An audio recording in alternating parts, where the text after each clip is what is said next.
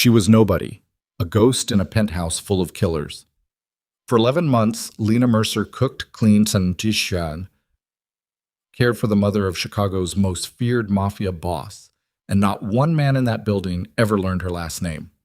Then one gray Tuesday morning, she asked a single question about a changed convoy route. That question saved 8 lives, and it cost her 5 bullets.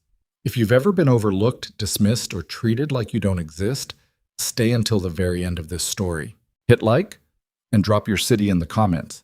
I want to see how far this goes. Tavas! The alarm did not wake Lena Mercer so much as drag her back into consciousness the way cold water drags a drowning woman back to the surface, violent, unwelcome, and without ceremony. 4:47 in the morning, 13 minutes before it was supposed to go off, which meant she had been lying awake for the better part of an hour, staring at a water stain on the ceiling of her studio apartment on the south side of Chicago, running numbers in her head that never, under any combination of hours worked or expenses cut, came out clean. She sat up. The radiator knocked twice against the baseboard like it was registering a complaint. Outside, November pressed itself flat against the window glass. No snow yet, just the particular gray that Chicago reserves for the weeks before Thanksgiving, the kind of cold that doesn't announce itself but simply settles in and refuses to leave. She dressed in the dark out of habit, though there was no one to wake. The apartment held a single bed, a pressed wood dresser with a stuck bottom drawer, a kitchenette where one burner worked reliably, and a framed photograph on the windowsill that she did not look at. Every morning, the way people in movies look at photographs. She looked at it the way you check a wound, quickly, deliberately, and with a very specific kind of hope that things haven't gotten worse overnight. The photograph was of her brother, Marcus, 26 years old in the picture. He'd been 22 when the accident happened, and 4 years of rehabilitation facilities, surgical follow-ups, and outpatient physical therapy had not returned him to the man in that photograph, so much as they had produced a different man, quieter, slower, more careful with his words, which their mother would have said was an improvement if their mother had still been alive to say anything at all. She was not. Lena pulled on her coat, checked her phone. No messages from Hartwell Recovery Center, which was the only metric she allowed herself to use when measuring whether a night had been acceptable or catastrophic, and walked out into the hallway, where the fluorescent light above the stairwell had been flickering since August, and management had twice promised and twice failed to replace it. She took the 6:02 bus north. The Moreau penthouse occupied the entire top floor of a converted Streeterville high-rise that had been luxury condominiums in a previous life, and was now, by every observable indicator, something considerably more complicated. The building had a doorman who never smiled, a security desk staffed by men whose jackets fit the way jackets fit when the person wearing them expects to need their arms free on short notice, and a private elevator bank that required both a key card and a code that changed every 72 hours. Lena had worked here for 11 months. She had memorized 4 rotating codes, the preferred breakfast temperature of an 81-year-old woman who had survived 2 strokes and outlasted 3 of her husband's rivals, and the precise pharmaceutical schedule that kept that woman's heart beating with something approaching regularity. What she had not memorized, because she had never been given cause to learn it, was the name of a single security professional in the building. They did not introduce themselves to her. She was the caregiver. She arrived, she worked, she left. The men with the fitted jackets moved around her the way water moves around a stone, not because she was immovable, but because she was simply not a factor that required navigation. Vivienne Moreau was awake when Lena arrived, which was not unusual. The old woman slept in 90-minute intervals now, her rest fractured and shallow, and she had developed the habit of sitting in the chair beside the east-facing window to watch whatever Chicago offered in the pre-dawn hours, which was usually garbage trucks and the particular amber loneliness of streetlights going off one by one as the sky lightened. "You're early," Vivienne said without turning around. "Bus was fast. Buses are never fast. You couldn't sleep either." Lena set her bag down and moved to the medication cart, checking the morning tray against the printed schedule. "I slept fine." Lena. Mrs. Moreau. The old woman made a sound that was not quite a laugh, but occupied the same territory. She was small in the chair. She had always been small, Lena suspected, but age had compacted her further, tightening everything down to its essential form the way prolonged pressure turns soft material to something harder and more permanent. Her hands rested in her lap with the deliberate stillness of someone who had learned a very long time ago that stillness communicated authority more effectively than movement. "My son is coming at 9, Vivian said. Lena's hands did not stop moving over the medication tray. "I'll make sure the morning routine is finished by 8:30. He'll want a security review. He has them every 2 weeks now." A pause. "Since Carver." She didn't elaborate on Carver. She rarely did. Lena had learned in 11 months that names dropped without context in this household were names attached to events that had already been processed by everyone present and required no further narration. She filled in the gaps with inference and left them unfilled when inference felt dangerous. "I'll stay out of the way," Lena said.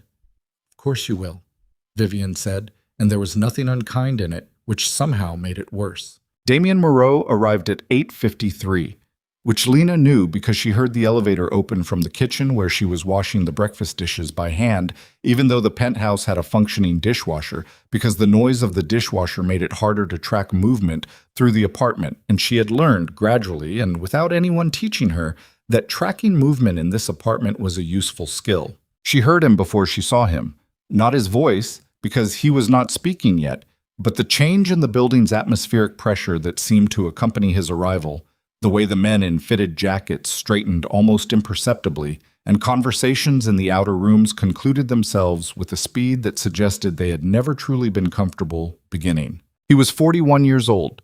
She knew this from his mother's occasional references to his childhood, cross-referenced against the rare moments when the penthouse staff spoke about him in her presence, which they generally did not.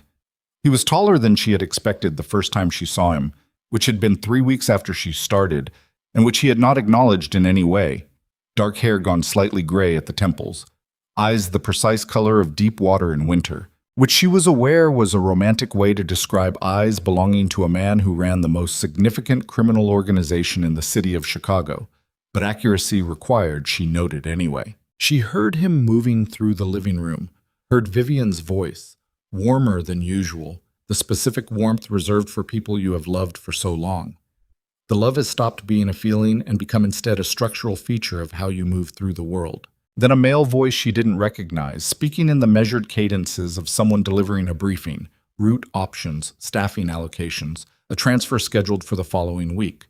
Vivian's health had declined enough in the past month that the medical team had recommended a period of recovery at a secured estate property outside the city. The transfer had been discussed for 2 weeks. The logistics apparently were still being finalized. Lena finished the dishes and was drying her hands when he walked into the kitchen. He did not acknowledge her presence for approximately 45 seconds, during which time he poured himself coffee from the carafe she had prepared, examined the medication schedule she had printed and left on the counter as she did every morning, and read something on his phone with an expression that communicated nothing. Then he looked up. "How long has she been on the Cardivex at this dosage?" Lena set down the dish towel. 6 weeks. Her cardiologist adjusted it after the second event. Side effects. Some fatigue in the afternoons. She manages it. He looked back at his phone. The fatigue affects the transfer schedule. She can't be in a vehicle for more than 90 minutes without a rest stop. I know. I've already flagged that with the logistics team. A pause that lasted long enough to be intentional. He looked at her again. Not the way someone looks at a person, exactly. More the way someone looks at a piece of furniture they are trying to determine whether to keep or discard. "You flagged it with the logistics team." "Yes." "Which member?" Reeves. He has the medical accommodation protocol on file now." Something moved across his face that she could not read. He looked back at his phone without responding, and she understood that the conversation was over, and she picked up the dish towel again and folded it precisely over the oven handle and moved toward the door. "Mercer?" She stopped. "If you have concerns about my mother's care, you bring them to Dr. Ashby, not to my logistics staff." She turned around. He was still looking at his phone. "Dr. Ashby isn't coordinating the transfer," she said. "That's not your determination to make." "No," she agreed. "It's yours. I just made sure the information was available to the people planning the route." She paused. "Sir?" The word landed slightly wrong, and they both heard it. He looked up from his phone. His expression had not changed. It was the absence of expression, she had come to understand, That meant something was being actively suppressed. The caregiver doesn't talk to security. The caregiver doesn't talk to logistics. The caregiver cares. He held her gaze for exactly long enough to ensure the instruction had registered. That's what you're paid for. She nodded once and left the kitchen. The security review took 2 hours. She spent it in Vivian's bedroom, helping the old woman through the morning physical therapy routine that the physiotherapist had outlined, and that Vivian performed with the specific grim cooperation of someone who understands the alternative is not acceptable. They did not discuss Damien. They discussed, briefly and obliquely, a television program Vivian had been watching, and then they discussed Marcus, because Vivian always eventually asked about Marcus, and Lena answered the way she always answered, accurately but incompletely, describing his progress without describing the cost of his progress, which had been, over 4 years, approximately everything Lena Mercer had. She had been 23 when their mother died. Marcus had been 19. The car accident that took their mother had also fractured Marcus's spine, and the surgery that followed had saved his ability to walk, but introduced a dependency on prescription opioids that the rehabilitation system had spent 3 years attempting to address with varying degrees of success and a consistent degree of expense. Lena had deferred nursing school twice, then declined the admission entirely and accepted instead a series of private caregiving positions that paid better than hospital work and required her to be present in ways that made her own absence from her own life easier to rationalize. She had saved approximately $18,000 before her previous employer, an elderly attorney on the North Shore whose family had thanked her with a generic gift card and 3 weeks severance, died without notice or warning on a Wednesday afternoon in March. The Moreau position had come through an agency 2 weeks later. She had not asked questions about the employer. She had not, in 11 months, asked questions about the employer. The security review concluded. She heard the elevator. She heard the particular quiet that followed Damien Moreau's departure, the way sound re-expanded into spaces he had just vacated. She was reorganizing the medication cart when Vivian appeared in the doorway of her own sitting room, which was unusual. The old woman generally waited to be helped from one room to another, not out of incapacity but out of a preference for ceremony that Lena had come to appreciate. "He was rude to you," Vivian said. "He was clear." "Damien is always clear. That's not the same thing as not being rude." The old woman moved to her chair slowly, one hand trailing along the wall. Not for support, Lena had decided, but out of some instinct toward contact with solid things. "He doesn't see you. Most people don't." "I do," Vivian said, and sat down, and the morning continued. 3 days later, the convoy logistics for Vivian's transfer were finalized and distributed. Lena received the summary because she was listed as primary medical attendant, which meant she would be riding in the second vehicle, a modified SUV with a medical equipment bay, directly behind the primary armored car, carrying Vivian and 2 security personnel. She read the route summary twice in the kitchen at 5:30 in the morning with a cup of coffee going cold beside her. Then she read it a third time. The route filed 3 days ago had taken Lakeshore Drive north to the highway interchange at Foster, then cut west. The route on the document in front of her took Michigan Avenue north through the Gold Coast, then turned at Division, then connected to the expressway from a different entrance entirely. She turned the paper over as if there might be an explanation on the back. There was not. She set it down, picked up her coffee, set it down again. There were reasons to change a convoy route. Security protocols sometimes required last-minute alterations. She understood that. She was not naive about the operational logic of the household she worked in. Route changes for high-value protective transport were standard procedure. She was also someone who had spent 11 months watching this household operate, and in 11 months she had learned that the security team documented every alteration to a protected route with an accompanying authorization code and a named sign-off. The document in front of her had neither. She sat with this for a very long time. She thought about the kitchen, about the way he had looked at her. The caregiver doesn't talk to security. The caregiver doesn't talk to logistics. The caregiver cares. She thought about the agency coordinator who had placed her in this position, who had told her during the intake interview that discretion was the primary qualification and that employees who exceeded their defined role did not tend to retain their positions. She thought about Marcus, about Hartwell, about the payment schedule that ran through the following April, and the contingency plan she did not have if this job ended before then. She put the route summary in her bag. She did not sleep that night. She lay in the dark and ran through every alternative explanation she could construct, and by 3 a.m. she had constructed several that were plausible, and by 4 a.m. she had taken them apart one by one, and by 5 a.m. she had accepted what she already knew, which was that the absence of an authorization code was not an oversight. Someone had changed this route quietly, deliberately, and without leaving a paper trail.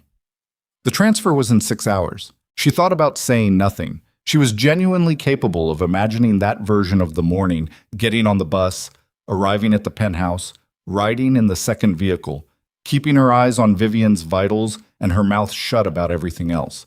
She could see it clearly.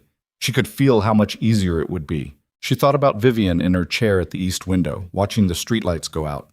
She thought about a woman who had survived 2 strokes and 3 of her husband's rivals, and the slow erosion of her own body, and who had looked at Lena Mercer, invisible, irrelevant, classified as furniture, and said simply, "I do." Lena got up, dressed in the dark, and reached for her phone. The call she needed to make required a number she had never called and was not supposed to have. She had it because she was someone who paid attention to things, and 8 months ago she had heard it spoken aloud once in the kitchen when 2 security personnel were coordinating shift coverage, and she had written it on the inside cover of the small notebook she kept in her coat pocket because she was fundamentally someone who believed that information was its own kind of insurance. She dialed. It rang 4 times. A man's voice, flat and alert despite the hour. "Who is this?" "My name is Lena Mercer. I'm Mrs. Moreau's caregiver. I need to speak to whoever is responsible for authorizing the transfer route today. The document I received has no authorization code and no named sign-off, and the route is different from the one filed 3 days ago." Silence. "How did you get this number?" "That's not important right now." "It's very important." "Less important than the route." She looked at the water stain on the ceiling. "I could be wrong. I'm probably wrong, but if I'm not wrong and something happens to her because I didn't say anything, I'll have to live with that. So I'm saying something. What you do with it is your decision." The line was quiet for long enough that she thought he had disconnected. Then, "Don't go anywhere." 22 minutes later, someone knocked on her apartment door, and Lena Mercer, nobody, invisible, a ghost in a penthouse full of killers, opened it to find 2 men in fitted jackets looking at her with an expression she had not seen directed at her face before. Not dismissal, not the mild, reflexive categorization of someone deemed irrelevant, something closer to assessment, something that looked uncomfortably like the first stages of being seen. She didn't know yet what that would cost her. The 2 men did not introduce themselves. That was the first thing Lena noticed. Not their size, not the identical cut of their jackets, not the way they filled the doorway of her apartment with the practiced efficiency of people accustomed to filling doorways. It was the absence of names. They existed in the functional anonymity of the organization they represented, and they looked at her the way she had seen people look at evidence, with careful, impersonal attention that had nothing to do with her as a person and everything to do with what she might mean. "Get your coat," the one on the left said. She already had it on. They took her down the back stairwell rather than the front elevator, which told her something about how they wanted this handled, and they put her in the back of a black SUV idling in the alley behind her building, and the one on the left got in beside her while the one on the right took the passenger seat up front, and nobody spoke during the 17-minute drive north. She watched the city through the window. Chicago at 6 in the morning had a specific quality of light, flat, honest, unimpressed with itself, that she had always found easier to tolerate than the performed energy of midday. Delivery trucks. A woman walking a dog that was too large for the leash. A produce vendor pulling a cart across an intersection with the slow, grinding momentum of someone who understood that the day was going to be long and had organized himself accordingly. Ordinary. Persistent. Continuing regardless of what was happening inside a black SUV moving through its streets. The penthouse security floor was 2 levels below the residential penthouse itself, a staging area she had never been in, all exposed concrete and recessed lighting and the kind of utilitarian blankness that suggested the room had been designed for function rather than habitation. There were monitors along one wall, a table with chairs that didn't match, a large printed map of the city's north side pinned to a corkboard, with 2 routes marked in different colors. 3 men were already in the room when she arrived. She recognized one of them, Reeves, the logistics coordinator she had flagged the medical accommodation protocol with 2 weeks ago. He did not look pleased to see her, which she had expected. The second man she did not recognize. The third was Damien Moreau. He was standing at the corkboard with his back partially to her, one hand in his jacket pocket and the other holding a coffee cup he wasn't drinking from. He turned when she came in. His face in the fluorescent light of the staging area looked like it had been assembled from harder materials than usual. Jaw tight, the line of his mouth compressed into something that communicated precisely nothing. "Sit down," he said. She sat. He looked at the man she didn't recognize, mid-50s, heavy through the shoulders, a graying beard trimmed with the kind of military precision that suggested the habit had outlasted whatever institution had instilled it. "This is her?" "Yes." Damien set his coffee cup on the table. He pulled out the chair across from Lena and sat, and the act of sitting was itself somehow a statement of containment, the deliberate folding of something large into a smaller, more controlled posture. "Walk me through it," he said. She did. She kept it factual and sequential. The route summary received the previous afternoon, the discrepancy from the filed route, the absence of authorization code and named sign-off. She did not editorialize. She did not say "I think" or "I believe" or "I could be wrong," though she had said all three in her head between 3 a.m. and 5 a.m. She laid it out the way you lay out a medication schedule, precisely, without sentiment, in the order that the information needed to be received. When she finished, the room was quiet for 4 seconds. Then Reeves said, "The route was changed by my team. I sent the update summary yesterday at 4:17. Lena looked at him. "Without an authorization code. We were under a time constraint. Your own protocol requires an authorization code on every route modification for a protected transfer." She kept her voice level. "That's not my protocol. That's yours. It's in the document you gave me when I was added to the transfer manifest." Reeves's jaw tightened. He looked at Damien rather than at her, which she understood. In rooms like this, arguments were resolved by directing them toward the person whose word constituted resolution. "She's a caregiver. She's reading our internal security protocol like it's a checklist she's qualified to evaluate." "She's right about the authorization code," the heavy-shouldered man said.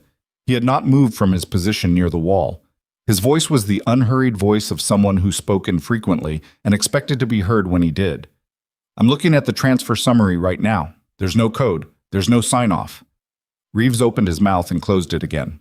Damien had not looked away from Lena during any of this. "Who changed the route?" he said to Reeves.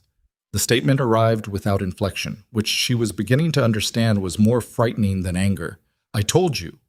"My team." "Which member of your team?" A pause that lasted 1 second too long. "I'd need to check the system log." "Check it." Reeves moved to the monitors. The room held its breath in the particular way rooms hold their breath, when everyone present understands that what is about to be discovered will change the shape of the next several hours. Lena sat with her hands flat on her thighs and kept her breathing even and watched Damien Moreau's face and learned nothing from it because it continued to communicate nothing. Reeves stood at the monitor for 40 seconds. Then he said, "The log shows the modification was entered from a terminal in sublevel 2. Authorized user ID is Carver 9. The name dropped into the room like something heavy dropped from a significant height. She felt the impact of it, even though she didn't know what it meant. Saw it register across the faces of the men who did. Saw Damien's expression undergo the specific controlled shift of a man receiving information he had partially anticipated and finds no comfort in the confirmation of. Carver 9 was deactivated, the heavy-shouldered man said. Quiet. Very quiet. Yes, Reeves said. 6 weeks ago. Yes. Damien stood up. He did it the way he sat down, with a quality of deliberateness that had nothing to do with slowness and everything to do with the management of something large and pressurized. He looked at the corkboard.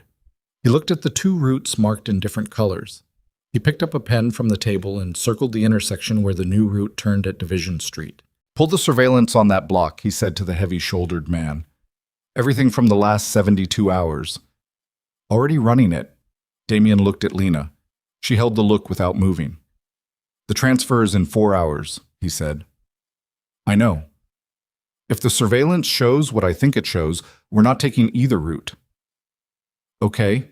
He studied her for a moment with the expression of someone attempting to locate the category into which a thing belongs and finding that the available categories are insufficient. "You can go." She stood up, picked up her bag, and walked toward the door. "Mercer." She stopped. She was developing a complicated relationship with hearing her own name in his voice. "Yes. How did you get Kowalski's number?" He didn't indicate which of the men was Kowalski, but she understood it was the one who had answered her call at 5 a.m. She considered the question. She considered several versions of the answer. "I pay attention," she said, and left. The convoy was delayed 3 hours while Damien's security team pulled surveillance footage from Division Street and the 2-block radius surrounding the proposed route change. Lena spent those 3 hours in Vivian's suite on the residential floor, helping the old woman pack the specific items she insisted on traveling with: a particular cardigan, a photograph in a silver frame, a small velvet bag of correspondence she had never allowed Lena to see inside, while the old woman watched her with the measuring patience of someone who understands that a great deal is happening around her and has decided to wait for the relevant portions to surface on their own. "You look like you haven't slept," Vivian said. "I slept enough." "That's not the same as sleeping." "No," Lena agreed, wrapping the silver frame in a soft cloth. "It's not. Damien spoke to you this morning." It wasn't a question. Lena set the frame in the travel bag carefully, making sure it was cushioned on all sides. "He did." And I told him what I found. And the security team is doing what security teams do." She moved to the medication organizer, double-checking the travel case against the printed schedule. "You should rest before the transfer. The drive is going to take at least 2 hours with stops." Vivian was quiet for a moment. Then, "Are we safe?" The question arrived simply, without decoration, the way important questions arrive when they're asked by someone who has spent a lifetime watching men answer them with performance rather than honesty.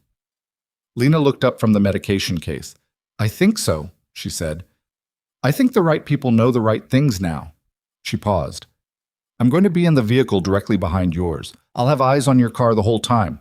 The old woman nodded once, slowly, with the particular quality of trust that doesn't make any claims about certainty, just registers that it has been offered and accepted. At 9:47, a security analyst named Petra, who had the economical vocabulary of someone who considered language primarily a delivery system for data, presented the surveillance findings to Damien and the senior security personnel in the sub-level staging area. Lena was not in the room. She heard about it 40 minutes later from Kowalski, who appeared in the hallway outside Vivian's suite and spoke to her in the low, precisely metered tones of a man delivering information he has been authorized to deliver, and not a syllable more. The surveillance footage had shown 3 vehicles conducting slow, overlapping drive-bys of the Division Street intersection over a 48-hour period. 2 of the vehicles had been traced to a logistics company registered to a shell entity with documented connections to the Vasquez Syndicate, the organization that had been applying escalating pressure to Moreau operations across the North Side for the better part of 6 months.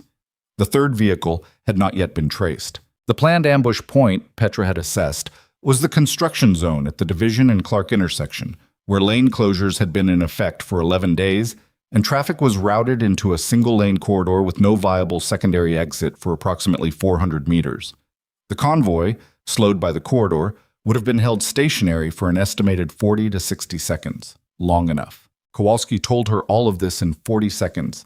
Then he said, "Mr. Moreau wants you on the transfer. New route, different vehicle rotation." "When do we leave?" 30 minutes. She nodded. He started to turn away. "Kowalski." He stopped.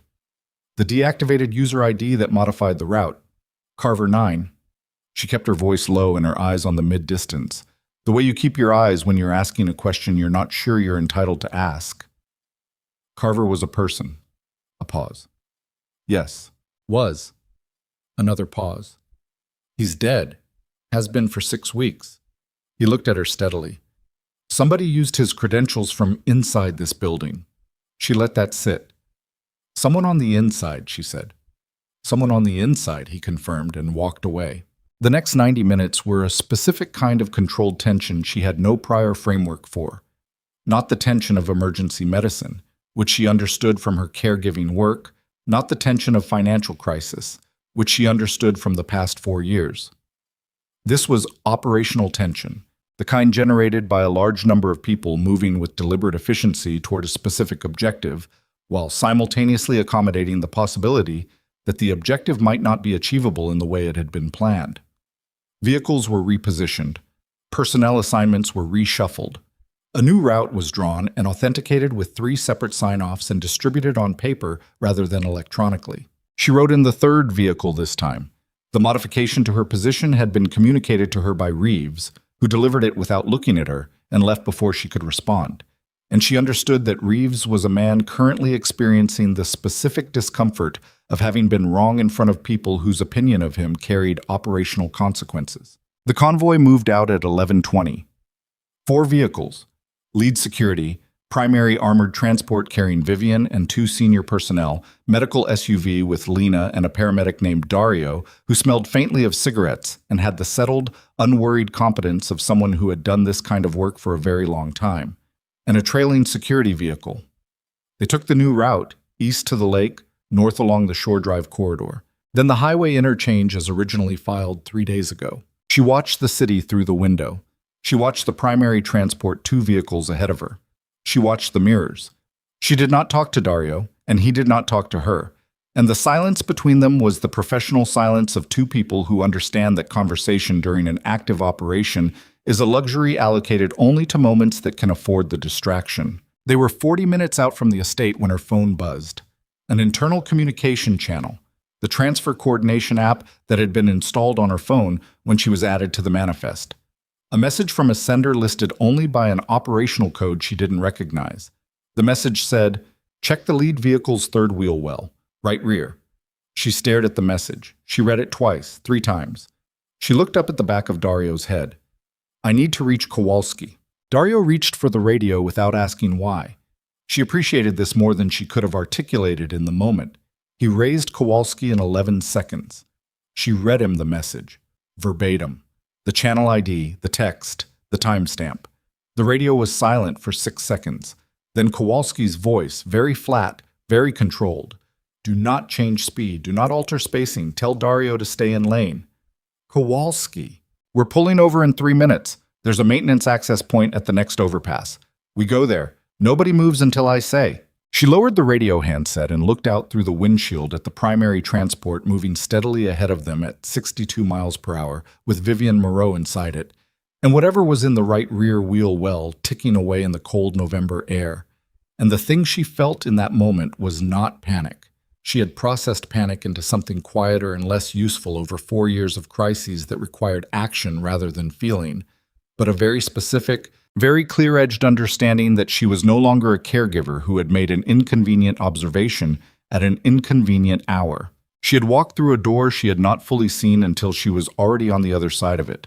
When the convoy pulled into the maintenance access bay beneath the overpass and the bomb disposal technician, already en route, Kowalski told her afterward, because after the Division Street intelligence, they had pulled 2 additional protocols into the transfer, opened the right rear wheel well of the lead security vehicle, and found the device that had been placed there sometime in the previous 12 hours. Lena sat in the medical SUV with her hands flat on her thighs and her breathing measured and even, and she thought, someone inside this building put that there. Not the Vasquez syndicate, not an outside contractor. Someone who had access to the vehicle bay, access to the fleet, access to the scheduling that told them which vehicle was running lead on this specific transfer, on this specific morning. Someone who was, in all probability, still inside the building they had just left. Her phone buzzed again. Same unrecognized channel. This message had no text, only an image, a photograph, slightly blurred, taken from what appeared to be an interior hallway. She could see the edge of a door she recognized, the door to the sub-level staging area. She could see the corkboard with its 2 routes marked in different colors. She could see a figure standing at the corkboard with a phone raised, photographing the new route. The figure was Reeves. She stared at the photograph for the 4 seconds it took her to be absolutely certain of what she was seeing, and then she got out of the vehicle into the cold air under the overpass and walked directly to where Damien Moreau was standing with Kowalski and the bomb disposal lead, and she held the phone up in front of him without saying a word. He looked at the photograph. His face did not change. His breathing did not change. He looked at it for approximately 3 seconds, which was long enough for a man who processed information the way he processed it, and then he looked at Kowalski. "Find him," he said. Kowalski already had his phone to his ear. Damien looked back at Lena. She was still holding her phone up between them, arm extended, like an offering or a piece of evidence, and she was aware that her hand was not entirely steady, and she did not try to make it so. He reached out and took the phone from her hand. His fingers closed around it briefly, and she felt the warmth of them against the backs of her fingers before he pulled away. And the contact lasted less than a second and registered with the disproportionate clarity of small physical details absorbed during moments of extreme stress. He looked at her for a moment. Not the way he had looked at her in the kitchen 3 days ago. Not the furniture assessment, not the managed dismissal. Something else. Something that had not yet resolved itself into an expression she could name. "You're going to need to tell me," he said, "everything you know about where that message came from." "I don't know where it came from," she said. "I've never seen that channel ID before." "Someone sent it to you specifically. Not to Kowalski, not to me. To the caregiver's phone." His voice was careful now, the careful of someone building an argument brick by brick in real time. "Which means someone knew you were paying attention. Someone knew you were already looking." She had not considered this. She considered it now, in the cold under the overpass with the smell of exhaust and lake air, and the particular metallic undertone that she suspected was the device in its containment bag. And the thing that consideration produced was not reassurance. Someone had been watching her watch. Someone inside this organization had been monitoring her, had assessed her as an asset, had used her without her knowledge or consent as a delivery mechanism for information they needed to get to the right people without surfacing themselves. She had not prevented an ambush by accident. She had been used, deliberately, precisely, by someone who understood this household better than she did, to prevent it. She looked at Damien. "Someone inside your organization is working against Reeves," she said slowly. "Someone who knew Reeves was dirty and couldn't surface it directly, so they surfaced it through me."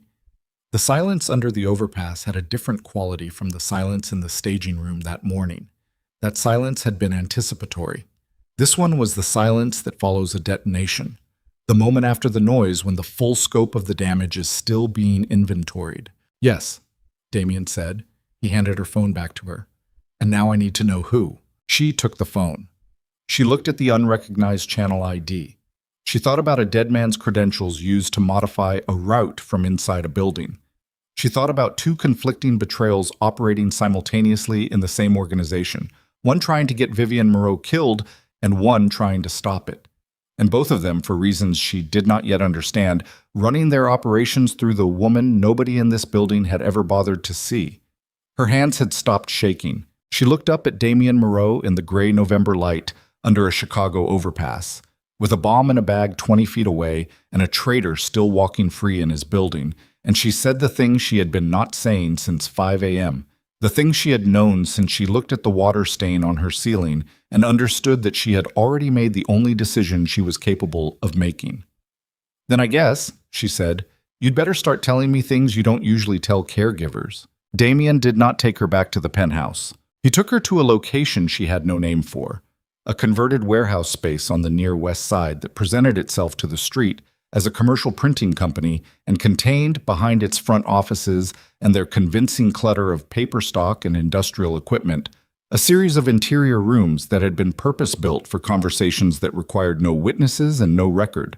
The walls were thick, the lighting was recessed and shadowless. The furniture was minimal and functional in the way that furniture is minimal and functional when the people using it are not thinking about furniture. She sat at a table that had seen considerable use. Across from her, Damien sat with his jacket off for the first time she had ever observed, his sleeves rolled to the forearm, a legal pad in front of him that he had not written on yet. Kowalski stood near the door. Petra, the surveillance analyst, had a laptop open on a secondary table against the wall and was working with the focused silence of someone who communicates exclusively through results. "Start from the beginning," Damien said, "not the route, before the route. Everything you've noticed in 11 months that you didn't think was your business to mention." She looked at him. "That's a long list." "I have time." She started talking. She talked for 40 minutes. She talked about the shift pattern she had observed among the security personnel, the specific rotations, the gaps, the 2 occasions she had noticed a man she did not recognize in the vehicle bay on sublevels when the bay should have been restricted to credentialed staff. She talked about a phone conversation she had overheard fragments of 8 months ago in the kitchen corridor, which she had filed away as operational noise she was not meant to process, in which a voice she now identified as Reeves had used the phrase clean transfer in a context that had not made sense given the household's standard transfer protocol. She talked about a pattern she had observed in Vivian's medication delivery. Twice in the past 3 months, the pharmacy delivery had arrived 30 minutes early before the security desk had logged the expected arrival, which meant someone had given the pharmacy a modified delivery window without updating the building log. Damien wrote on the legal pad. He wrote in compressed economical strokes, the handwriting of someone for whom notation is a tool and not a performance. He did not interrupt her. He did not affirm or deny. He listened the way people listen when they are genuinely alarmed by the quantity of what they are hearing. When she finished, the room was quiet for a moment. Then Kowalski said from the door, "The pharmacy delivery anomaly is a known Vasquez insertion method. They used it on the Pelletier family in Detroit 18 months ago, modified the delivery window, substituted a package in transit. The substituted package contained a listening device." Lena looked at him. She looked at Damien. "You're telling me Vivian's suite may have been compromised?" "We swept it 6 weeks ago," Damien said, "after Carver died." "Yes. Did you sweep it before that?" A pause. 1 second. 2. She watched him decide whether to answer honestly and watched honesty win, which surprised her. "No," he said. She thought about 11 months of conversations in Vivian's suite. She thought about the things she and Vivian had discussed, the medication schedules, the transfer logistics, the names of the security personnel Vivian had mentioned in passing. She thought about a woman sitting in a chair by an east window talking, because she was lonely and because Lena was the only person in the building who talked back to her like a person rather than a principal. "Then they know everything she told me," Lena said, "and they know everything I said back." Damien looked at the legal pad. "What did you say back?" She thought carefully. She thought about 8 months of early mornings and medication routines, and the specific intimacy of caring for someone's body when their body is failing them, and all the conversation that fills that intimacy, because silence in that context is too heavy to sustain for long. "I told her about Marcus," she said. "His facility, his progress, some of the financial details." She stopped. "I told her which bus I took." The room absorbed this. "They know your brother's location," Kowalski said. Not a question. The floor of her stomach dropped approximately 3 inches. She felt it physically. A displacement of something internal, the body's honest response to a threat it has just fully comprehended. She looked at her hands on the table. She made them still. She breathed in through her nose and out through her mouth the way she had taught herself to breathe during the first year after her mother died, when breathing had been something that required active management rather than passive function. "They know his location," she said. "It's a leverage point," Petra said from the secondary table. She said it without looking up from her laptop, with the clean, affectless delivery of someone who deals in threat assessments so routinely that the emotional valence of them has been worn smooth. Standard syndicate playbook. You surface as an asset, they apply pressure through proximity to something you can't afford to lose. Lena looked at her. "When you say leverage point, I mean, they may have already moved on it." Petra looked up. Her eyes were gray and entirely without comfort, not from cruelty, but from the professional habit of delivering information without the insulation of false reassurance. "Or they may be holding it. Depends on how they're valuing you as an asset right now, and whether surfacing as Damien's source has changed that calculation." Lena pushed back from the table. "I need to call the facility." "Not from your phone," Kowalski said immediately. "Then get me another phone." "Lena." Damien's voice was not loud. It was not soft either. It occupied the register of someone who needs to be heard without raising the temperature of the room further. "Sit down." "My brother, I have 2 people already moving toward Hartwell." He held her gaze. "They left 4 minutes ago.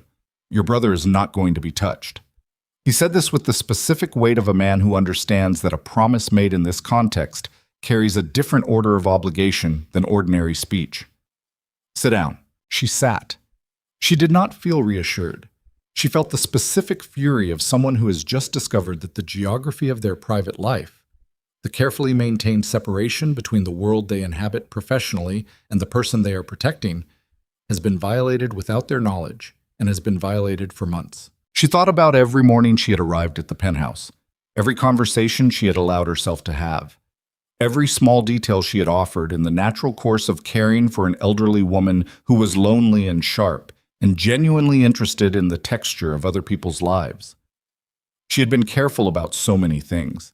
She had not been careful about this, because she had not known there was anything here to be careful about, which was the specific kind of not knowing that no amount of vigilance could have prevented, and that felt, regardless, like a failure of the most personal kind. Damien was watching her with an expression she could not yet read.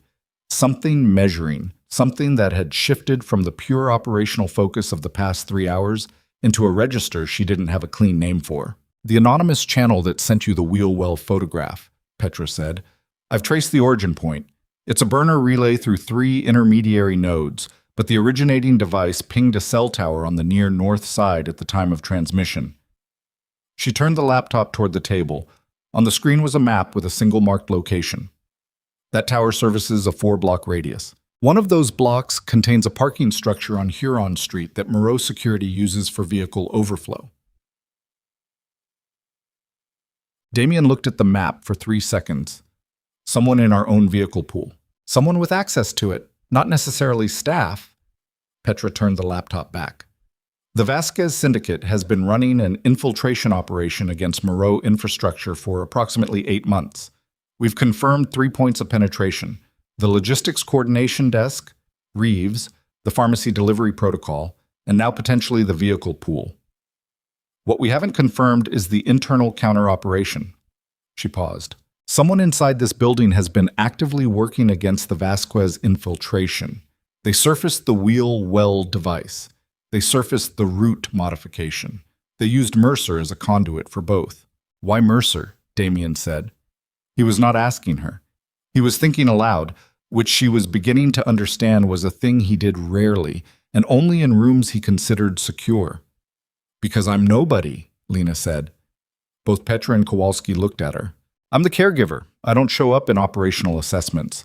I'm not on anyone's threat matrix. If you're running a counter-operation inside an infiltrated organization, you need a conduit that the infiltrators aren't watching." She looked at Damien. "They were watching your security team. They were watching logistics. They weren't watching me because nobody watches the caregiver." She paused. "Until I called Kowalski at 5 in the morning, and now everyone's watching me." The room held the weight of this.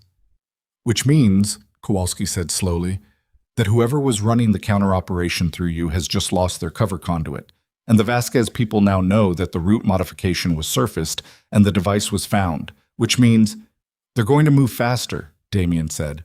"Yes, and whoever has been working against them internally is now exposed. Potentially. If the Vasquez people can identify who sent those messages to Mercer, yes." Lena looked at the table. She looked at the legal pad with Damien's compressed handwriting on it. She thought about the anonymous channel. She thought about someone inside this building who had known she was paying attention, who had assessed her and decided she was the safest available vector for information that needed to move without detection. Someone who had watched her for months the way she had watched everything else, quietly, from a position of apparent irrelevance, from a place so far outside anyone's field of attention that observation itself became invisible. Someone like her. "I need to know something," she said. Damien waited. "The counter-operation, the person running it, feeding me information through the anonymous channel, using me to surface the infiltration." She looked at him directly. "Did you know about it?" A pause. "No," he said. "Are you certain?" His jaw tightened. "Yes. Because if someone inside your organization has been running an unsanctioned counterintelligence operation for months, without your knowledge, using an unauthorized conduit, that person either trusted you enough to protect what they were doing by keeping you unaware of it, or they didn't trust you at all." She held his gaze. "Those are very different situations." He looked at her for a long moment. The something in his expression moved again, shifted into a territory she had not observed before on this face, something that she would have described, if pressed, as the controlled acknowledgement of a point that has landed exactly where it was aimed. "Yes," he said. "They are." Petra's laptop emitted a notification sound. Petra looked at the screen. Her posture changed in a way that communicated something before her voice did. A subtle tightening, a stillness that arrived ahead of the words. "Reeves is in the wind," she said. "Security team arrived at his registered address 18 minutes ago. Apartment cleared out, cars gone. Phone last pinged the Eisenhower at the I-290 interchange 43 minutes ago. That was while we were still at the overpass." Damien did not move. He knew we'd pull surveillance. He had a window. He used it. "What else?" Petra's eyes moved across the screen. Then she stopped. Whatever she was reading required 2 full seconds of processing before she spoke, which was longer than anything else had required. "Hartwell Recovery Center," she said. 40 minutes ago, a man presented at the front desk with a patient welfare referral form. Claimed to be a caseworker from the county health office. She looked up. He asked for Marcus Mercer's current room assignment. The sound Lena made was not a word. It was the compressed, involuntary exhalation of someone who has just absorbed a physical blow, and she felt it through her whole chest, felt the air leave her and take something else with it, some last remaining layer of the insulation that had been keeping her functional through the past 6 hours. She was on her feet before she had decided to stand. "My people are already there," Damien said sharply. "Lena, is he safe?" Her voice was not her voice. It was the voice of someone stripped down to the single question that matters. "Is Marcus safe right now? Yes or no?" Petra was already on the phone. Damien stood. Kowalski moved from the door. 31 seconds. She counted them in the specific, granular way that time passes when its passage is the only variable that matters. Petra lowered the phone. Our people arrived before the caseworker gained access to patient records. The caseworker was detained in the lobby. He's not a county employee. She paused. "Marcus is in his room. He's fine." Lena put both hands on the table and leaned on them and breathed. "The caseworker," Damien said to Petra. "Who sent him?" "He's not talking yet. He will." She looked at Damien. He was standing now, jacket still off, the legal pad in his hand, and whatever had been suppressed behind the controlled surface of him for the past 3 hours had moved closer to the surface. Not breaking through, but visible in the way the structure of something is visible beneath a thin material when light hits it at the correct angle. She could see the anger. Not the cold, managerial anger of the kitchen 3 days ago. Something older and more personal. "This is my fault," he said. The statement was not made to the room. It was made with a precision that excluded everyone else to her. She stared at him. "You've been in that building for 11 months. Vivian trusted you. The organization treated you like wallpaper. And someone used the fact that we had made you invisible, to run an operation that I should have known about, through a person I should have been protecting." His voice was low and deliberate, each word placed with the care of someone who does not often make this kind of statement and is not making it for performance. "They got to Marcus because of your connection to this household. That connection exists because of me." She did not say it wasn't his fault. It partially was. She did not say it was fine. It was not fine. She looked at him across the table in the shadowless light of a room built for difficult conversations, and she understood that they had arrived, without either of them navigating toward it deliberately, at the specific territory where operational facts and personal consequence become the same thing. "Then fix it," she said. He held her gaze. "Fix it," she said again. "Find out who's running the counter-operation inside your building. Find out how deep the Vasquez infiltration goes. And find Reeves." She straightened up from the table. Her hands were not shaking. Her voice was not shaking. The thing that had replaced fear, she was discovering, was a particular species of fury that ran clean and cold and did not interfere with clear thinking. Because if they tried Marcus once, they'll try him again. And next time, they won't send a caseworker. The room was very still. Damien set the legal pad down. He looked at Kowalski. "I want every vehicle in the fleet swept by noon. I want the cell tower data cross-referenced with staff schedules for the past 8 months. And I want someone I trust physically present at Hartwell until further notice." Kowalski nodded once and left the room. Damien looked back at Lena. You're not going back to your apartment. I know. You're not going back to the penthouse either. Not until we know the suite is clean. Where am I going? Somewhere I can guarantee. He said it without elaboration, the way he said things when he considered the elaboration to be self-evident, and she was too tired and too furious and too hollowed out by the past 6 hours to push for specifics she would receive in due course anyway. She sat back down in the chair. She looked at the surface of the table. She thought about 11 months of invisibility. The years of it, actually, the entire architecture of a life constructed around being the person who supports rather than the person who requires support, the person who notices rather than the person who is noticed. She had built that invisibility deliberately, stone by careful stone, because visibility had always cost more than she could afford. She thought about Vivian saying "I do." She thought about an anonymous channel sending photographs to the caregiver's phone because the caregiver was the only person in the building that no one was watching. She thought about Marcus in his room at Hartwell, unaware that a man with a false referral form had stood in the lobby 40 minutes ago asking for his room number. Unaware that his sister was sitting in a converted warehouse on the near west side with her hands flat on a table trying to hold the shape of herself together through sheer muscular effort. Petra spoke. I have an ID on the detained caseworker. Real name is Fen Galloway. Freelance, 3 prior arrests for intimidation and coercion under contract. His last confirmed employer. She stopped. Something in the stop made Lena look up. Petra was reading her screen with the specific stillness of someone encountering information that requires recalibration. His last confirmed employer 18 months ago, she said carefully, was a private security firm called Ardent Risk Solutions. The name meant nothing to Lena. It meant something to Damien. She could tell because he stopped moving entirely. The particular cessation of motion that is its own form of response. The body's way of managing information it needs a full second to process before it can continue. Ardent Risk, he said. Yes. A silence. Ardent Risk was Carver's firm, he said, before I brought him in-house. The weight of what that meant settled across the room in layers, each one heavier than the last. Carver. Dead 6 weeks. Carver 9. The deactivated credentials used to modify the convoy route from inside the building. Carver, who had come from a private security firm that had just sent a man to a rehabilitation facility to locate Marcus Mercer's room number. Carver, who was dead, or who had been reported dead. Lena looked at Damien. She watched the thing move across his face again. Not the suppressed anger now, not the controlled assessment, but something rawer and more fundamental. The expression of a man who has just understood that the ground he believed he was standing on has not been ground at all, and the fall beneath it is considerably deeper than he had mapped.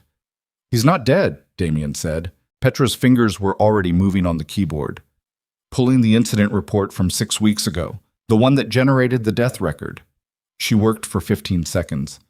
The report was filed by... She stopped again. The second stop was worse than the first. Filed by Reeves, she said. The room went entirely silent. Lena thought about Reeves, who was currently somewhere on the I-290 with 43 minutes head start. She thought about Carver 9, active from inside the building, using a dead man's credentials to modify a transfer route. Because the dead man wasn't dead, and someone who knew he wasn't dead had filed the death record that deactivated his credentials, and that same someone had just cleared out his apartment and run. 2 operations. She had thought there were 2 operations, the Vasquez infiltration and the internal counter-operation. She had thought Reeves was Vasquez, and the anonymous channel was the counter. But if Reeves had filed Carver's death record, and Carver was alive, and Carver's old firm had just moved against Marcus, it's not 2 operations, she said aloud. Damien looked at her. Reeves didn't file that death record to protect your organization from Carver. He filed it to protect Carver from you. She said it slowly, assembling it in real time, the pieces locking together with the horrible, irresistible momentum of a truth that has been present all along in the negative space of available information.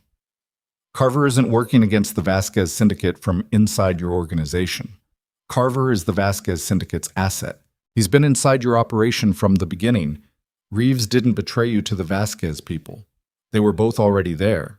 The silence after this was of a different quality than any silence the room had previously held.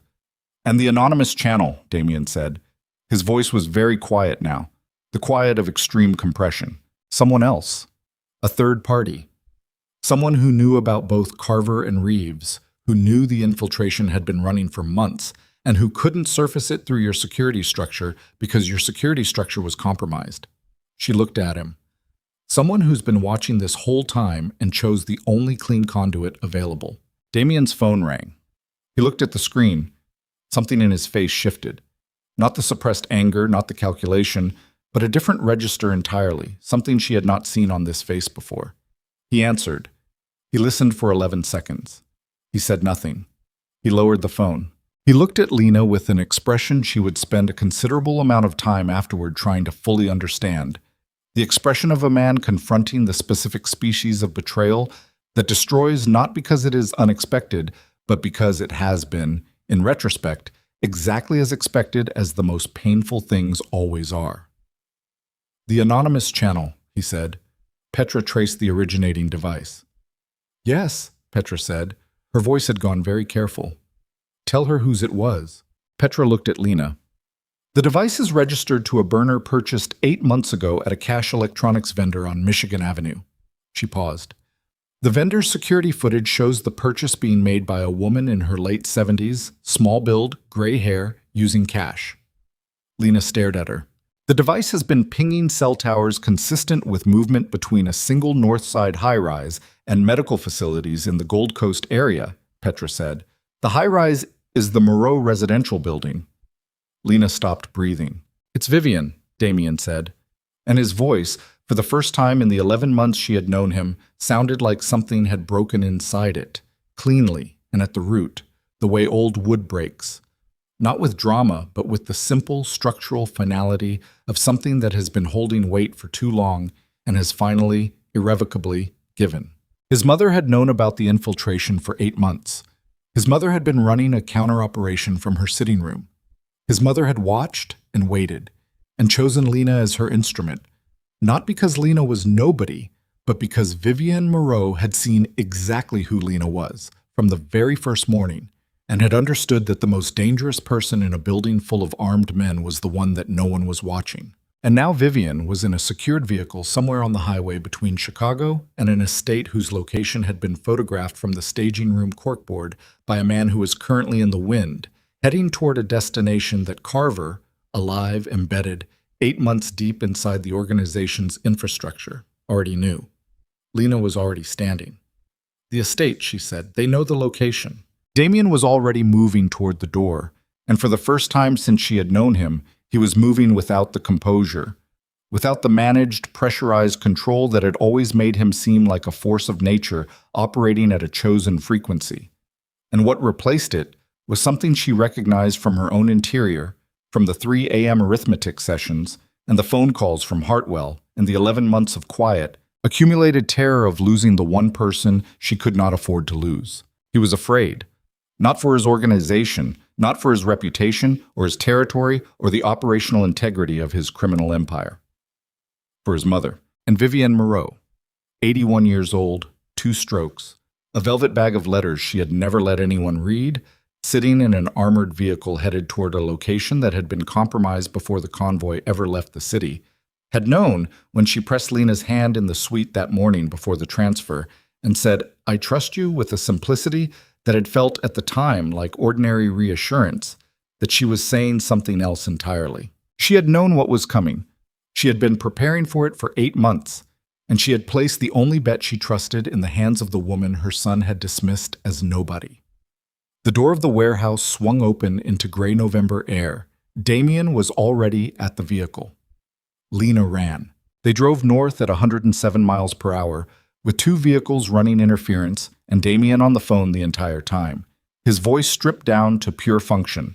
No inflection, no temperature, just directives delivered with the compressed urgency of someone who understands that every second of communication is a second not being used for something else. Lena sat in the back seat beside him and listened and understood approximately 60% of what was being communicated, which was enough.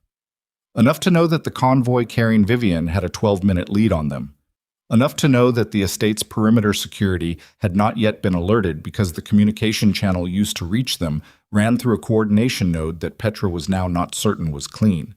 Enough to know that Carver, alive, operational, 8 months embedded, had last been placed by cell tower data in the vicinity of the estate's county road access point approximately 90 minutes ago. He was already there. He had been there before the convoy left Chicago. "Can you reach the convoy directly?" Lena said. Damien was already dialing. The call connected and held for 3 rings and went to an automated transfer message that meant the number had been rerouted, which meant the convoy's internal communication channel had been compromised at the routing level. He lowered the phone. He looked at it with an expression she had learned to read as the controlled processing of information that requires a structural response rather than an emotional one, and then he looked at Kowalski in the front passenger seat. "Secondary channel," Damien said. "Running it."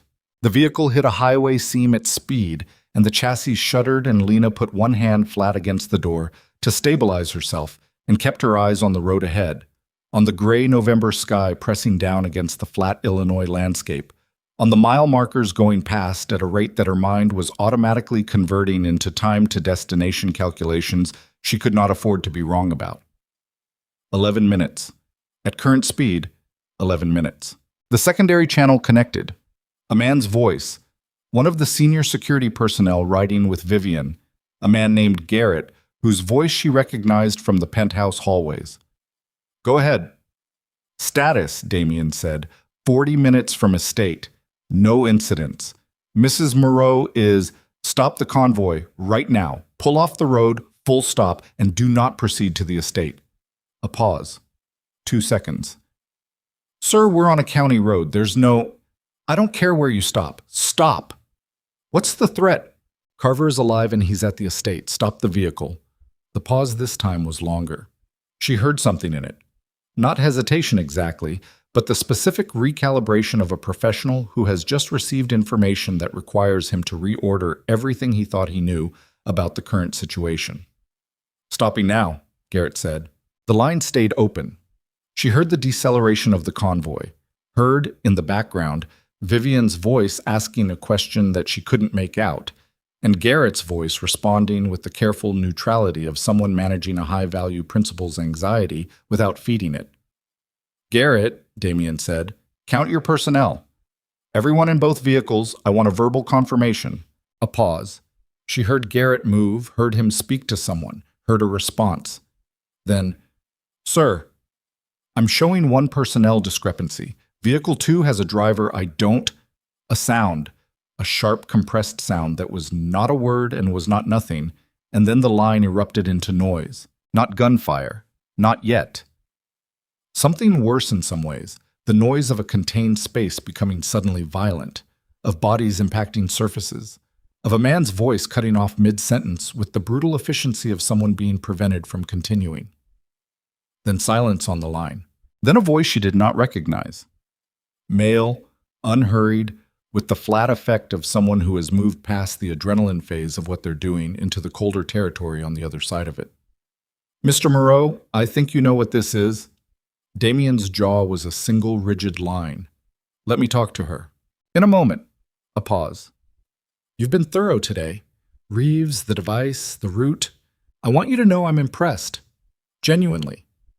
The voice had the particular quality of someone who means what they're saying and understands that meaning it makes it more threatening rather than less. "But you're 11 minutes away. I have 12 personnel at the estate, and your mother is right here in this vehicle. So I'd like you to consider very carefully what your next movement looks like. If you touch her, I'm not going to touch her. She's not the objective." A pause. "You know what the objective is." Damien said nothing. "Come to the estate. Come alone? Not alone. I know you won't come alone, but come with a manageable number. Come without the ambition of a firefight, because the first casualty of a firefight at this location will not be one of mine." Another pause. "You have 9 minutes now. The county road runs straight. You'll see the turn." The line went dead. The vehicle was silent for exactly 2 seconds. Then Damien said to Kowalski, "What do we have at the estate's perimeter?" 2 on the gate, 1 mobile patrol on the east side of the property. They're not Carvers. They've been on Moreau payroll for 2 years. Can we reach them off the primary channel? Working on it. Work faster. Lena looked at Damien. He was looking straight ahead through the windshield, and she could see the thing happening behind his eyes. The calculus, the operational mapping, the assessment of variables against outcomes in a situation where the margin for error was a woman in her 80s with a compromised heart and an intelligence operation she had been running alone for 8 months without telling her son. "How many does he actually have?" Lena said. Damien looked at her.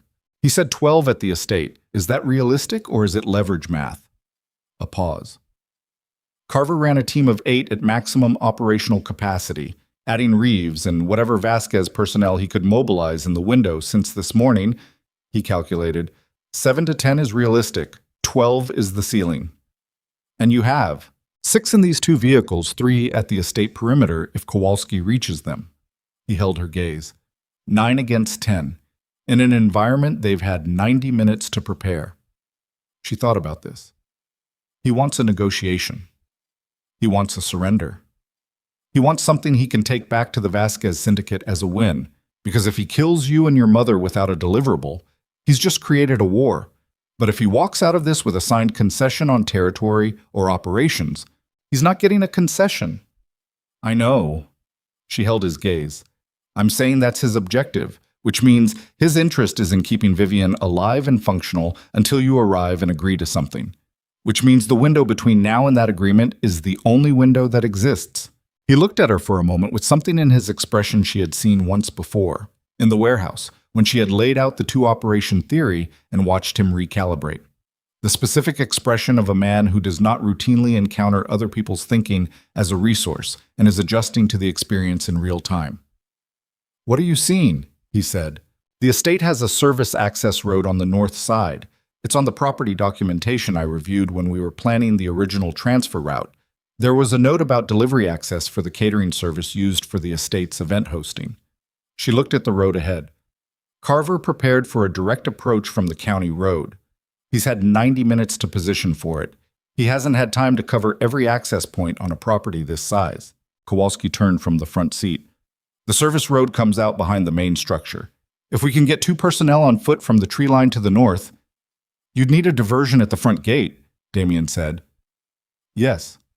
Which means a direct approach that looks like compliance." He looked at Lena.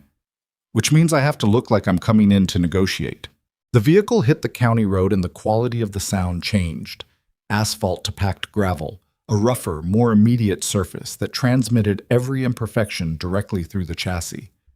The estate property appeared in the near distance, a 19th century main house in gray stone behind a tree line that had gone bare with November, the skeleton architecture of the trees making the structure behind them visible in sections and angles. A partial view of something large and old and, from this distance and this light, almost beautiful in its severity. Almost. Lena looked at it and thought about Vivian inside it. She thought about an 81-year-old woman who had bought a burner phone at a cash electronics vendor on Michigan Avenue and spent 8 months conducting a counterintelligence operation from her sitting room, watching her son's organization from the inside with the patient, undeceived eyes of someone who had been watching it for longer than most of its current personnel had been alive. Who had chosen Lena as her instrument not out of desperation but out of assessment, who had seen from the first morning something worth seeing. Damien's phone was to his ear again. He was giving coordinates to someone she hadn't heard him contact before. A third vehicle, she understood, that had been running on a parallel route since they left the city.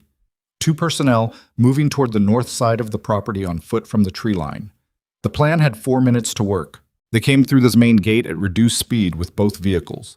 And the gate personnel, Carver's, 2 men she had never seen before who stood with the particular stillness of people maintaining a performance of normalcy while something operational ran underneath it. Waved them through with hand signals, and she sat in the back seat and kept her hands in her lap and breathed. The driveway curved through the bare tree line and the main house came into full view, and she saw the convoy vehicles, Vivian's armored transport, and the lead security car, parked at angles in front of the main entrance in the specific diagonal configuration of vehicles that have been stopped and repositioned by people other than their original drivers. She counted 4 visible personnel on the exterior. There would be more inside. Damien's vehicle stopped 20 meters from the entrance. He looked at Kowalski. Kowalski's phone showed a single text, in position. 2 minutes, Kowalski said. Damien opened the vehicle door. "Wait," Lena said. He looked at her. She did not know exactly what she was going to say until she said it, which was not how she usually operated. She was someone who considered language carefully, who measured it against the weight of what it needed to carry before deploying it. But there was no time for that, and the thing she felt in the particular compressed space of that moment was something too immediate for measured language. "He's going to put you in a room with his people and Vivian," she said. "And the room is the trap, not the negotiation. The room. Once you're inside with no sightlines to the exterior, the north side operation doesn't matter." He held her gaze. "I need to be inside before you are," she said. A pause. "You're the caregiver," she said. "Vivian needs her medication. It's been 4 hours since her last cardiac dose. That's verifiable. It's medically non-negotiable, and Carver is not going to let an 81-year-old woman with a compromised heart go into cardiac arrest in his custody because the optics of that are catastrophic for any negotiation." She held his gaze.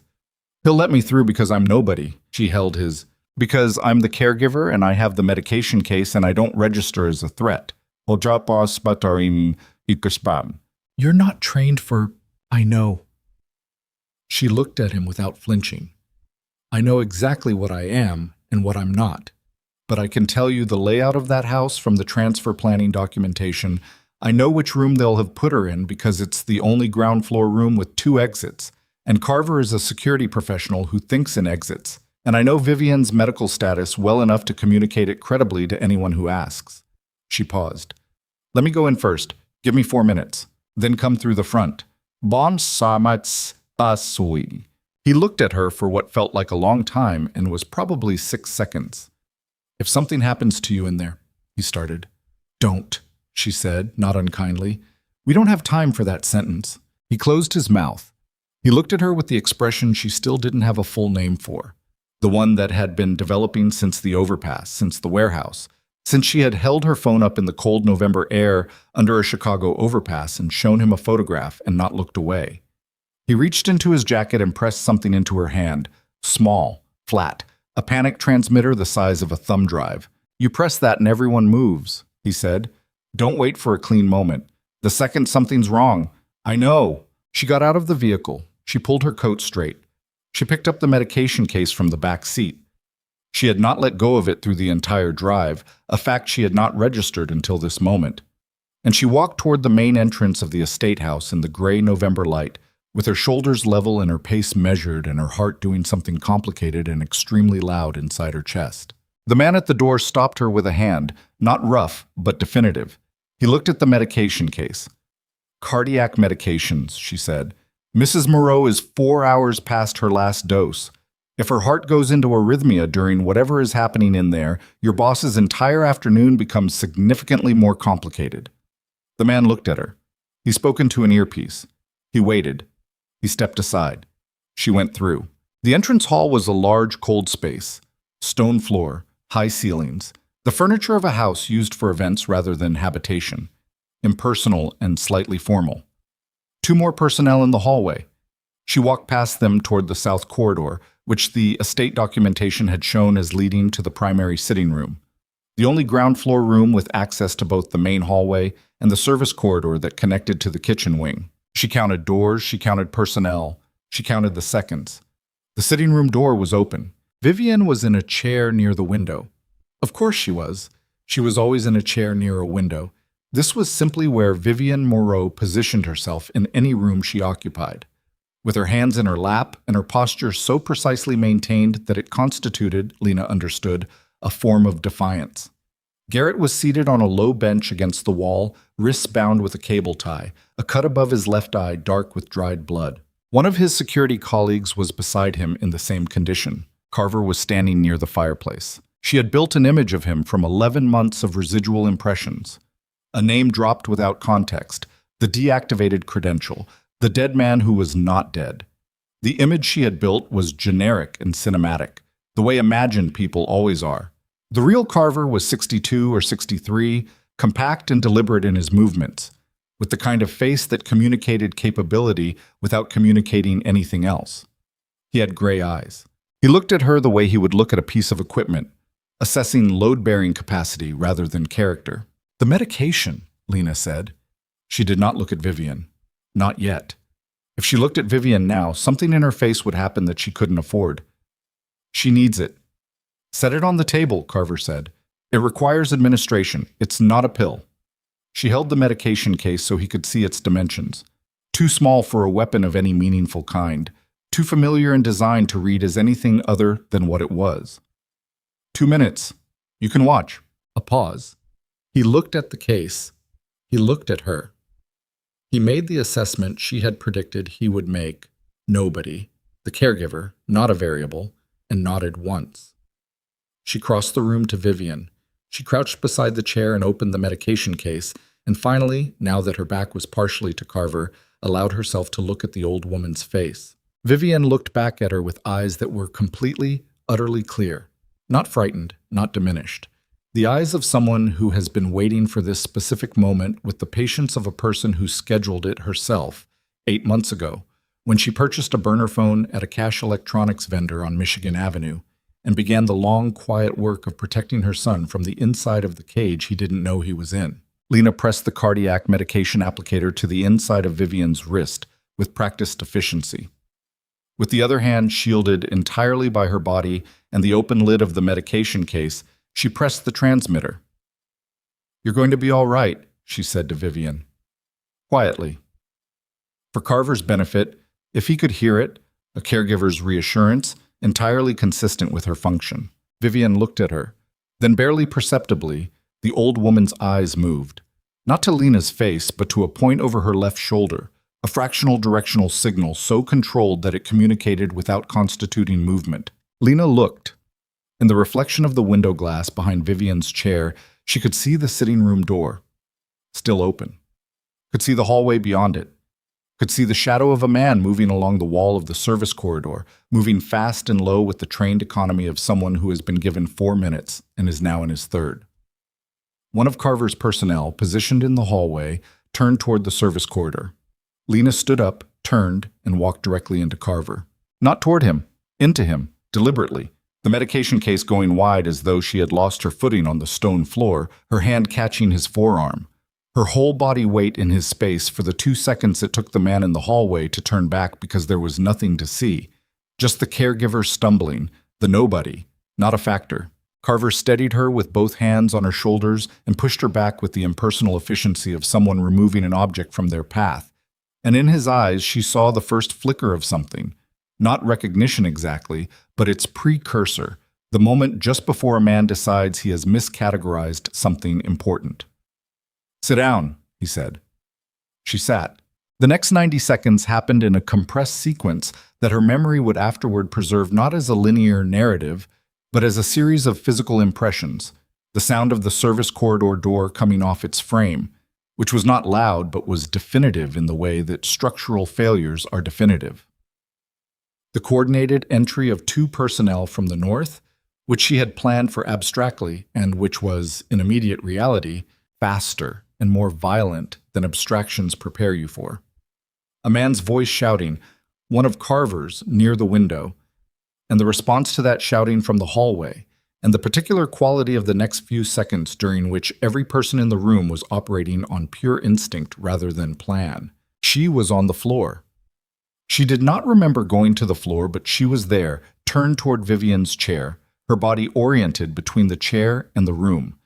And this orientation was also something that had not been decided in the planning sense, but had simply happened in the way that the body decides things when thought is not fast enough. Carver moved towards the exit. One of the North Entry personnel cut him off. Carver was fast, faster than his age suggested, with the speed of someone who has maintained physical capability as a professional obligation. And the exchange between them was brief and brutal, and not in Carver's favor, which she registered with a cold, specific relief. She heard Damien's voice in the hallway.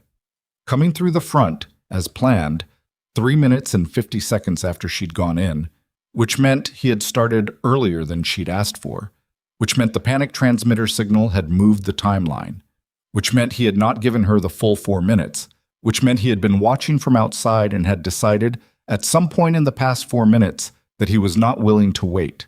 He came through the sitting room door with Kowalski and 2 others behind him, and he crossed the room in a way she would not have predicted, not to Carver, who was already contained, not to Garrett or the other bound security personnel, but directly to the chair by the window, directly to his mother, going to his knees in front of her chair the way a man goes to his knees when he stops managing himself and simply responds.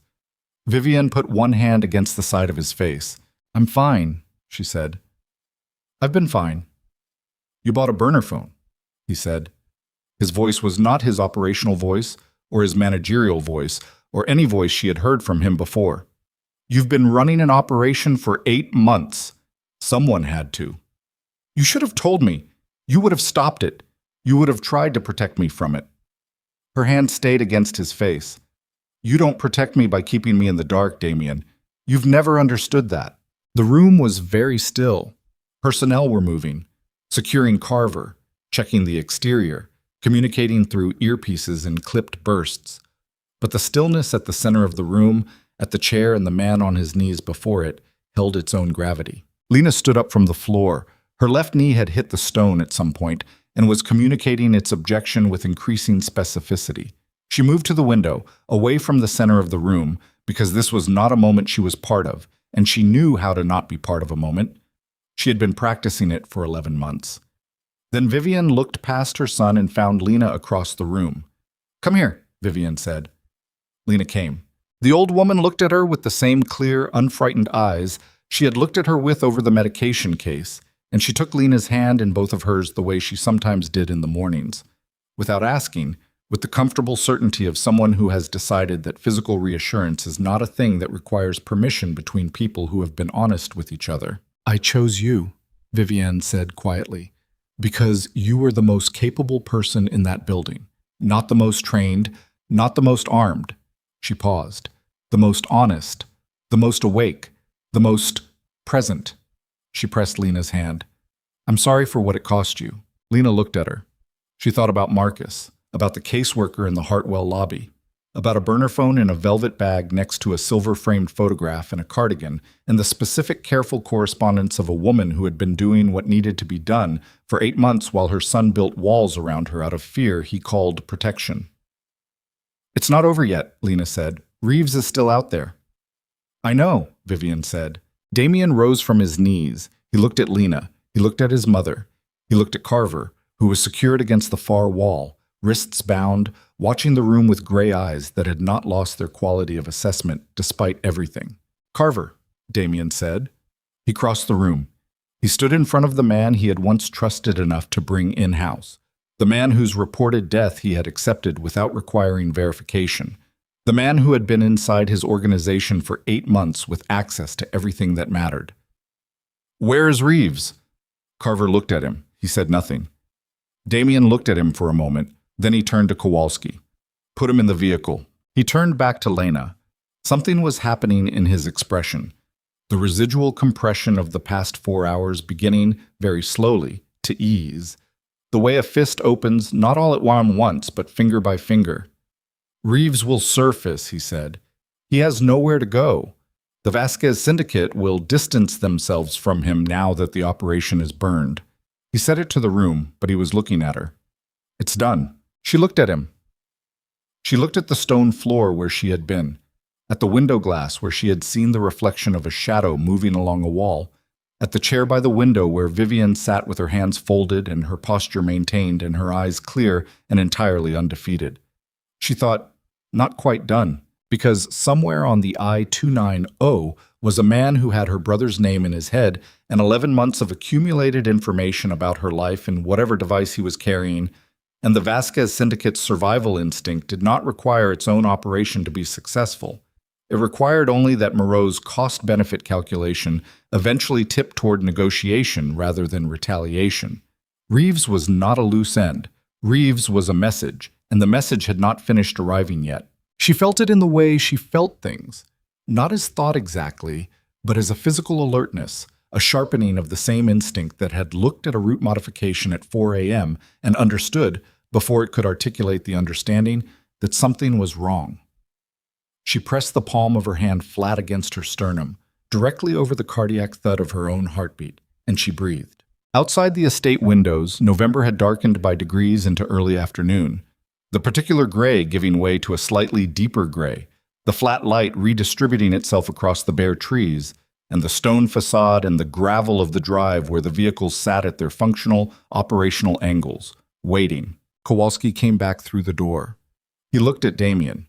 He said nothing, but the quality of his look communicated something specific, and Lena saw Damien read it the way people who have worked together for a long time read each other. Not in words. "What?" Damien said. "Reeves surfaced," Kowalski said. "Not on the expressway. Local cell tower put his phone active 40 minutes ago in the south side." A pause. "2 blocks from Hartwell." The room stopped.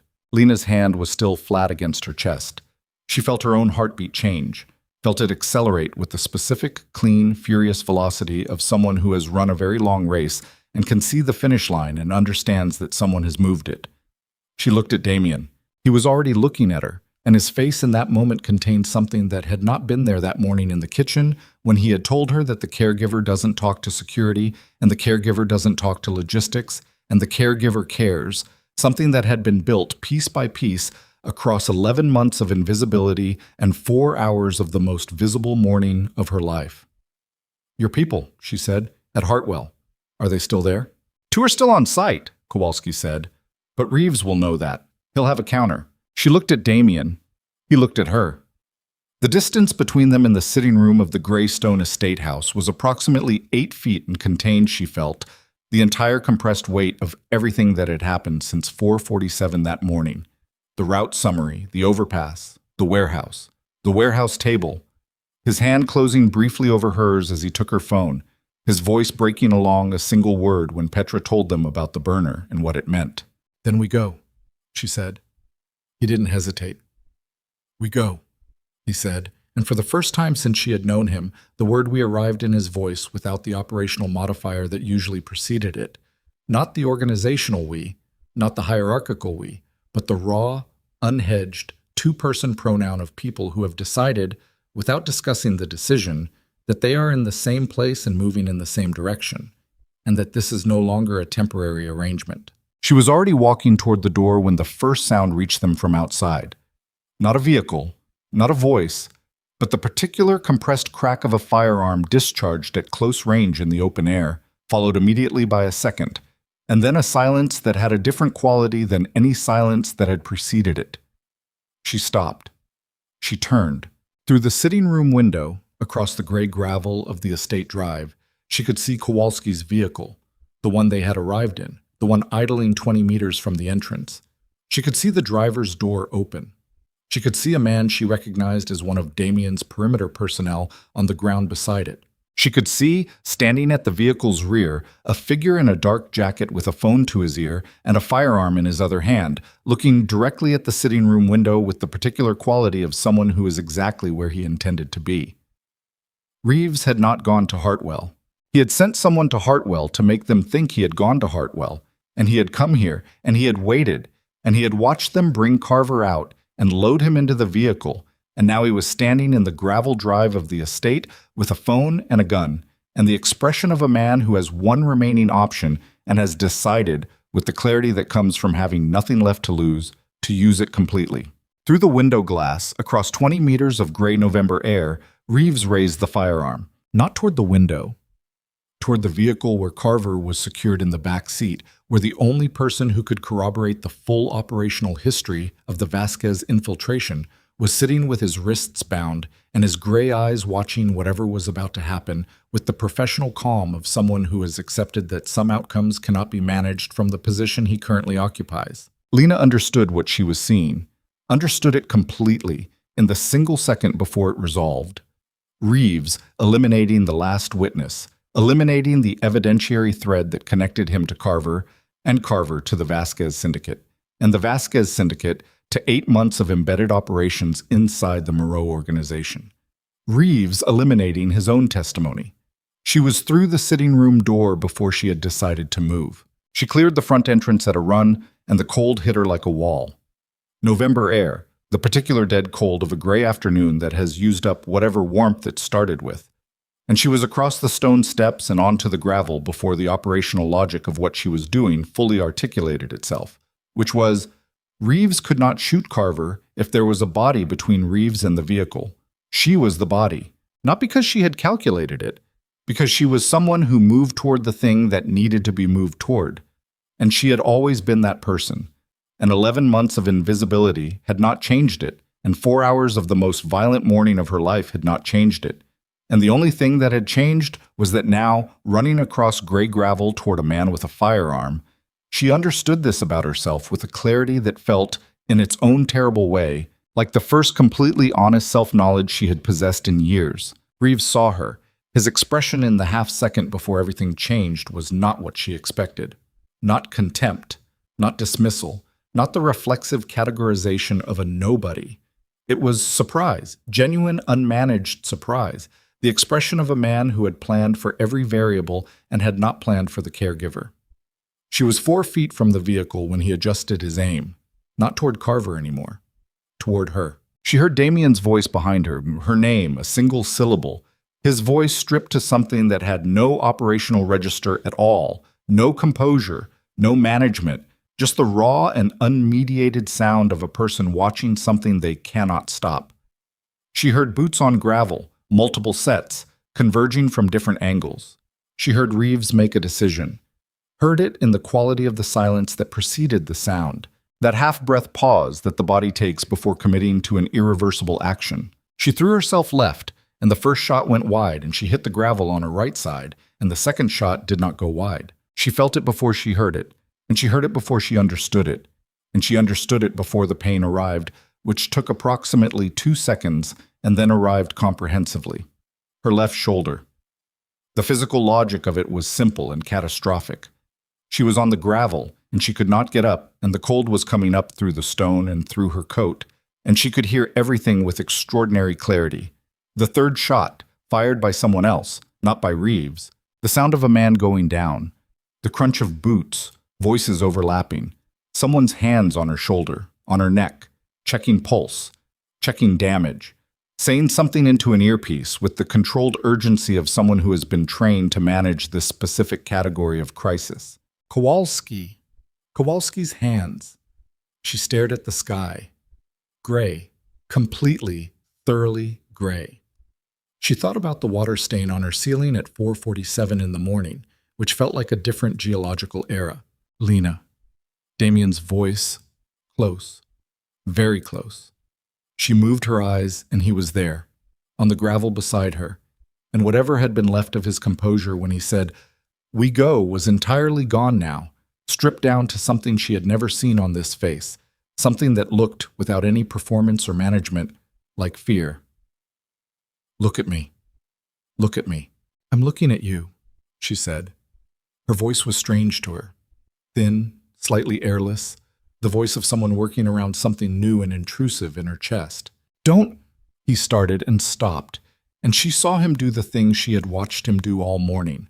Manage himself, contain himself, find the functional register, and fail. Fail completely. His hand was against the side of her face, which was where Vivian had put her hand against his face in the sitting room, and the symmetry of this was something she would think about later, in a different room, in different circumstances.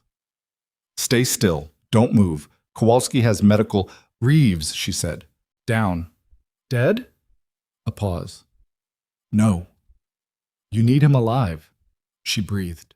The breathing required attention now. "He's the corroborating testimony. Without him, Carver's the only witness, and Carver's your enemy. You need Reeves talking." "I know." His hand was still against her face. She could feel the warmth of it against the cold that was coming up from the gravel, and she stayed very still and let herself feel it, which was something she had not given herself permission to do since approximately 4 a.m., and which required now a different quality of permission. "Lena, I need you to stop talking and let Kowalski." "He'll need immunity," she said, "from law enforcement, which means you need someone in the federal structure who will deal, which means this goes above the organizational level, which means, Lena, you have 5 bullets in you and you're on the ground doing operational planning." His voice broke on the last 2 words, just slightly, just enough. "Stop." She stopped. She looked at the gray sky. She thought about 5 bullets, which was a piece of information her body was providing her with, through an increasingly insistent series of physical signals that she was choosing, for the moment, not to fully register. She thought about Marcus. She thought about Hartwell and the false caseworker and Damien's people in the lobby.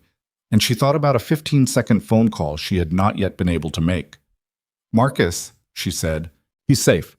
I have confirmation from 20 minutes ago. He's in his room. He doesn't know any of this happened." His thumb moved against her cheekbone. One small movement. "He's fine."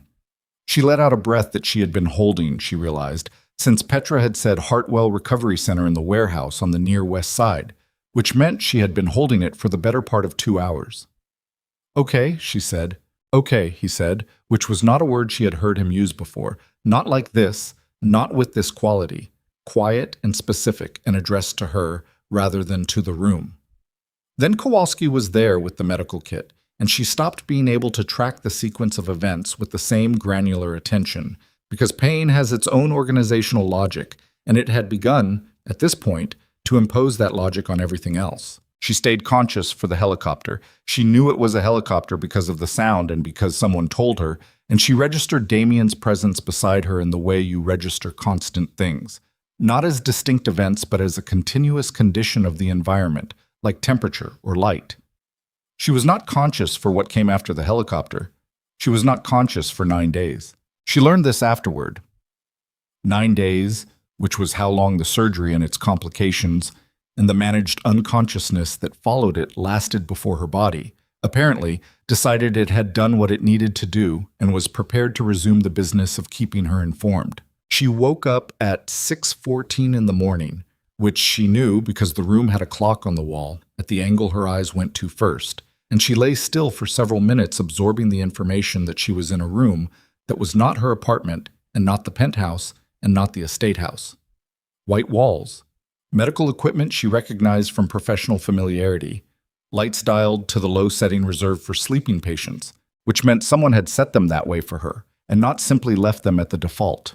There was a chair beside the bed. Vivian was in it. The old woman was asleep, which meant she did not immediately know that Lena was awake, and Lena spent several minutes simply looking at her. The precise maintenance of her posture even in sleep, the silver hair, the hands folded in her lap with their deliberate stillness. She had aged, Lena thought, or perhaps the quality of the room's light simply clarified things that the penthouse's warmer tones had softened. Either way, she looked, in sleep, like someone who had spent considerable energy on something important and was resting in the aftermath with the specific exhaustion of the genuinely spent. Lena moved her hand. The movement required more effort than expected and produced a sharp communique from her left shoulder that she received and filed. Vivian's eyes opened. The old woman looked at her for a moment without moving, the way people look when they're establishing that what they're seeing is real and not an extension of a dream. "Good morning," Lena said. Her voice was worse than it had been on the gravel, dry, thin, worn from disuse. Vivian pressed the call button on the arm of the chair without looking away from Lena's face. Then she stood, slowly, and came to the edge of the bed, and she put her hand against Lena's forehead, the way she sometimes put her hand against Lena's forehead during the morning routine, not checking temperature but simply making contact, the gesture of someone for whom touch is its own language and always has been. "You gave us quite a time," Vivian said. "I gathered." 9 days. Someone told me. You kept almost coming back and then going away again. A pause. Damien did not sleep for the first 4. Lena looked at the ceiling. It was smooth and white and had no water stains. "Where is he?" "Running his empire from the corridor where he has been since they made him stop running it from this room." Vivian's hand moved from her forehead. She sat on the edge of the bed in the careful way she sat on edges, managing her weight with the practiced economy of someone who has made peace with the mechanics of her own body. The doctors became very firm about visiting hours. He became very firm about being an exception. The doctors lost. Lena thought about this. She thought about Damien Moreau in a hospital corridor with a phone and a legal pad, conducting the operational affairs of a criminal organization from outside a room where a caregiver from the South Side was not waking up on schedule. She tried to hold the image and found it would not resolve into anything ironic or absurd. It simply was what it was. He found out about Marcus, she said. About all of it. He found out about quite a lot, Vivian said. He has had 9 days to find out. He is thorough when he is motivated. She folded her hands in her lap. He knows about your mother, about the accident, about what you did with the money you should have been living on. She paused. He cried once. I am telling you this because he would not tell you himself. And I think you should know. Lena was quiet for a moment. You should have told me, she said, what you knew, what you were doing with the channel. I know. I could have prepared. You would have prepared. Vivian looked at her steadily. That's exactly why I didn't tell you. If you had known you were part of an operation, you would have behaved like someone who knew they were part of an operation. And the reason it worked was that you behaved like yourself. She paused. Like someone who pays attention because it is simply what she does, not because she has been asked to. Another pause. I used you, Lena. I am not going to apologize for it because the result was that Damien is alive, and Carver is in custody, and the Vasquez infiltration has been dismantled. But I am aware of what it cost you, and I am sorry for the cost. The door opened. A nurse, responding to the call button, came in and performed a series of checks with efficient cheerfulness and went back out. And in the wake of her departure, the room settled back into its particular quality of morning quiet. Reeves, Lena said. In federal custody. He talked for approximately 47 hours from what I understand. Vivian's voice was entirely dry. Damien had a conversation with a federal contact who was motivated to listen. The Vasquez syndicate's operations across 4 states have been significantly disrupted. 3 of their senior people were indicted last week. She smoothed her skirt across her knees. Reeves will serve time, less than he deserves, more than he was expecting. Carver, also federal custody, also talking, though less cooperatively. He'll serve considerably more. A pause. The death record Reeves filed has been officially vacated. There was a period of bureaucratic comedy around that. Lena almost smiled. And your building. Clean, swept twice. The pharmacy delivery protocol has been replaced entirely. The security structure has been rebuilt from the personnel level. Vivian looked at her hands. Damien did all of this from the corridor outside this room. Lena was quiet for a moment. She looked at the clock. 6:31. Through the room's single window, she could see the beginning of a gray morning. Still November, she gathered, or possibly December now. The same quality of light she had left when she went down on the gravel, as though the world had held its weather in reserve while she was absent. I want to see Marcus, she said. He is coming this afternoon. Damien sent a car for him this morning. Vivian looked at her with the expression she used when she was communicating something that she considered self-evident and is offering the other person the courtesy of discovering it independently. He has been informed, carefully, about what happened, not about everything. He knows you were hurt. He knows you are better. She paused. He sounded, from what Damien said, like a young man who has spent considerable time being cared for by someone else and has not previously understood the full weight of what that meant. Mom? Gee. Lena looked at the ceiling again. She breathed. The breathing still required some attention, but less than it had on the gravel, less than it had in the helicopter, and the trajectory of that improvement was something her body was tracking with quiet, dogged insistence. She thought about 4 years, about the payment schedules and the deferred admissions, and the bus rides and the pressed wood dresser and the one working burner. She thought about what it felt like to make a decision so early and so completely that it stopped being a decision and became simply the architecture of your life, the load-bearing wall you built everything else around. She thought about whether she regretted any of it. She thought about Marcus in his room, about the particular version of him that the accident had produced. Quieter, more careful with his words, a man who had come through something that should have ended him and had come through it changed rather than destroyed. She thought about a phone call she made every morning from a studio apartment on the south side, checking the single metric that told her whether the night had been acceptable or catastrophic. No, she thought, not any of it. The door opened again. Damien stood in the doorway. He was not in the fitted jacket. He was in a dark sweater, sleeves pushed to the forearm, the way they had been at the warehouse table, which meant this was apparently how he existed outside his operational presentation, and she was apparently now someone who observed his operational presentation and its absence. He had not shaved in what appeared to be several days. He looked, she thought, approximately like a man who had been running a criminal empire from a hospital corridor for 9 days without sleeping properly, which was accurate. He looked at her for a moment with an expression that she had enough context now to read completely. No residual ambiguity, no missing register. She could read all of it. "Go away, Damien," Vivian said pleasantly. "We are not finished." "Yes, you are," he said, and came in. Vivian stood from the edge of the bed with the unhurried dignity of someone who has made her exit on her own terms. She touched Lena's hand once as she passed. She looked at her son as she went by him with the expression of a woman who knows exactly what she has arranged and considers it good work. The door closed behind her. Damien stood at the edge of the bed. He looked at her the way he had looked at her on the gravel, with the composure still absent and apparently not yet reinstated. And she understood that the 9 days had done something to the management structure he had maintained for however many years he had maintained it, and that she was looking at what existed underneath it, which was more than she had expected and less defended than she would have predicted. "You should have stayed inside," he said.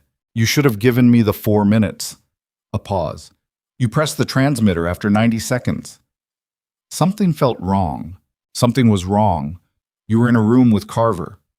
He pulled the chair Vivian had been in closer to the bed and sat down. He sat the way he sat at operational tables, forward, deliberate, but without the legal pad, without the phone, without any of the equipment of management. "I watched you walk in there, through the window. I watched you cross the room to her." She looked at him. And I gave you 3 minutes and 50 seconds.